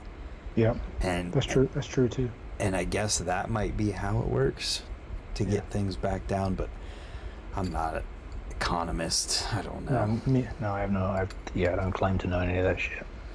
Me either. Just fascinating to learn about those things and learn about the shoe world and Yeah, but all factors, the economics of everything factors into what we do, right? Like it's kind of relative on some level. yeah, it to an extent. I mean, not necessarily to an extent. It's 100% relative. It's just how much Yeah. attention do Yeah, people who aren't directly involved with it want to pay attention to it. Yeah. I mean, kids don't care. They just want to ride their bikes, but if they paid more attention to it, they'd realize there's a reason why things go up, and Mm-hmm. there's a need for things to go up. Yeah. It's I don't know, it's intriguing stuff to put thought into. For sure. Oh, holy shit. 2 hours and 40 minutes. Jesus Christ. We're kicking ass. Good deal. Yeah. That went by quick. Yeah, it did. I'm trying to think, is there anything else that you had been thinking about recently or wanted to talk about? think we covered mostly everything. Yes. Yeah. Oh, the one thing was thinking about, like I said this before, and I did a thing with Dale Holmes, the UK BMX guy. He's doing the UK BMX Hall of Fame. Mm-hmm. It was weird, like, and I think this happens everywhere around the world and regionally in the country. But growing up in the UK, we always looked at magazines and sunny Southern California, but there was people that we all rode with at the time that we always thought the US riders were like just head and shoulders above everybody. Mm-hmm. And then once the dudes who were the best in the UK came to the US, they realized it wasn't necessarily the case. Mm. It was interesting, and it's interesting dynamic because we always put these people on a pedestal, whether it be the Eddie Fiolas or Dominguez or Matt Hoffman, but yet there's riders back in the day from like Craig Campbell and Lee Reynolds and Neil Ruffle and all these dudes, like, that were just pushing so hard, but they thought that the US was better, but when they got here they realized, oh no, we're kind of on par or better. It was pretty interesting. I think that happens regionally everywhere. Oh yeah, it's less probably so with the internet and social media where you can just see, but I can imagine that being very prevalent back before the internet, when the people who were getting pushed out there were the people who were like directly knew the industry. You were around the industry of BMX, which was pretty centrally located. I mean, 20, 30 years ago, how many UK companies in BMX were even in existence? Well, a lot of the riders were sponsored by US companies that came over there and had distributors over in the UK, but there were UK brands as well. Would you say the majority would have been US based though? Yeah, mainly US based. So the most of what you're seeing are people who are based in the US, and maybe it was glorified. There's a couple of magazines, and that was all we could base our riding off of, like. Yeah, that's crazy to think about. It's something that probably exists a bit today, but the internet has definitely like narrowed down that window of like everything. Like, it's made the world so much smaller.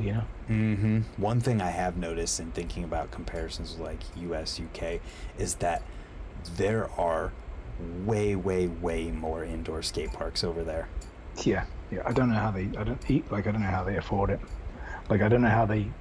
I think some of them are like subsidized by the cities. I think I've heard that too. So it probably helps a lot. But yeah, like any parks out here don't last very long. Indoor parks. Like, and if they do, it's quite surprising. Yeah, it seems like every other week I see a post from like that Ride on BMX Facebook group where it's like sad to see this indoor park go, and I'm like, dude, I never even heard of that. Yeah. Is Chenga still there? Chenga 2 is. Chenga 2, yeah. The original, obviously, no. Yeah. Chenga 1 was awesome. Chenga 2, I've been there.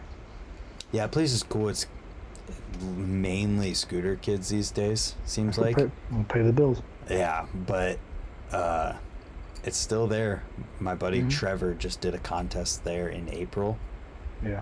It was a really good contest for that. The fact that, like, what he was going for and what he really wants to achieve is a contest that feels like the ones that happened back in the heyday of Chenga and the Flow. Yeah. So that's sick. Those are good ones. Yeah, and he's trying to do that, and it's hard because at those periods of time, like, the big name people and the up and coming guys who are pro today were all kind of like, everybody was kind of centrally located. Yeah. At that time period, so you could get all these people out to a contest in Ohio. But now everyone's so spread out that it's like you're not going to get that many big names at one place at one time. But considering the people, like the local guys that came out, like, the level of riding was still top tier pro level. I could imagine. Yeah. I just had a funny thought. Back in the 80s, when the skate parks were like, in their heyday, like the mid 80s, and then skateboarding kind of died off, and then BMX kind of kept them alive because BMX was coming up. We were kind of the scooters at the time. Oh, damn, you're right. Yeah. Yeah, so it's pretty. I just had a funny thought when you mentioned scooters at Chenga too. That's interesting. I wonder if that's any part of why like skateboard looked negatively at BMXing. I don't know. I don't either. They have like nowadays they have. Well, it's better now, but for a period of time it was like this is our toy. You can't play with it. Like it's because it's called a skate park, so they think that. I mean, it's a whole other thing, but yeah, it's a total just stupid. Yeah, it's ridiculous. Like, but anyways, yeah, Changa's still here. We've got Ray's. Yeah, Rays is so much freaking fun. You have to hit me up if you ever come back out. Yeah, dude. Like, I went there. My first time there was with Taj and Sandy Carson, and it was one of the best times I've ever had on my bike. It was so much fun. Was that when Taj jumped the gap? No, it was before that. Oh, okay. It's pretty rad that clip's doing the rounds right now. Yeah, well, the thing about that is that there's a local kid who tried it a couple times, and he posted up right after they posted that, like, looks like it's time for me to get this done. Oh, shit. Really? Yeah, he got, like, he went down pretty rough. And then another dude, Aaron Simone, tried it a couple years ago, and he crashed so hard. It's not funny, but it kind of is. And you realize that that's Taj's opposite way as well. It's even more insane. Yeah, it's opposite. Wow. Yeah, thread the needle. Yeah, I mean, when you look at it and you're like, I mean, I could see how this might work. But then you look at it for real and you're like, there's no way. And you realize how good Taj really was. Well, he didn't get it first try either, so it was the determination and the level of riding he was at. He was just eat it super, super hard and still get back up and do it. Yeah, that's why he can't ride today, because he kind of broke off. Yeah, that's part of it for sure, and that's what that's what happens with these couple people who've tried this thing, is that they you drift out from that wall at all and you're falling 20 feet to the ground, and that's kind of a couple times that happened. Yeah, dude, Taj tucked it right in that V, perfect. It was insane. Yeah, I mean, Sundays are the only days they're open right now. Really? It might be a good day to be at Ray's on Sunday. Yeah, well, make sure you film it. Yeah, I won't be there, but okay. Maybe I will. It's an hour. Okay. I've got plans to go to Southern Ohio tomorrow and Saturday, so we'll see. Cool. All right, dude. Well, I'm gonna wrap it up. Yeah, it's almost 3 hours. So, if people want to check out some of the things that you're involved in, where might they be able to find that? I do all the posts on Anthony's bike, and then my Instagram is John_Povah, and then I also run with my friend Xavier. We run the old school BMX reunion at Woodward West every year. Oh, cool. So Instagram is OSBMXR official. Old school BMXR reunion official. OSBMXR. And that's about it for now. Yeah. Lots of social media. I didn't know that you were involved with that. That's awesome. Yeah, Steve Swope started it, but it was kind of conflict of interest because he works for Woodward now, and so he passed it off to my friend Xavier and I. Awesome. When's the next one? September 2nd through 4th. It's invite only, but all the top legends show up, like Bob Haro and R.L. Osborne and Mike Buff and Mike Dominguez and Brian Blyther, Dave Bolker, like anyone and everybody from back in the 80s who was like a pivotal person in the sport. That's super sick. They always show up. It's a really good time. Like, good time for a bunch of old farts to get together. Awesome. Well, I appreciate your time, man. It's been a fun time learning about all the things that we talked about. It's been rad talking, man. I appreciate it. Absolutely. Well, we'll maybe have to do this again one day, and heck yeah. Until then, everybody make sure you check out what John's got going on, and we'll see you tomorrow at 10 a.m. for the news video. Good night. Thanks, guys. Have a good one. Okay, we're out there.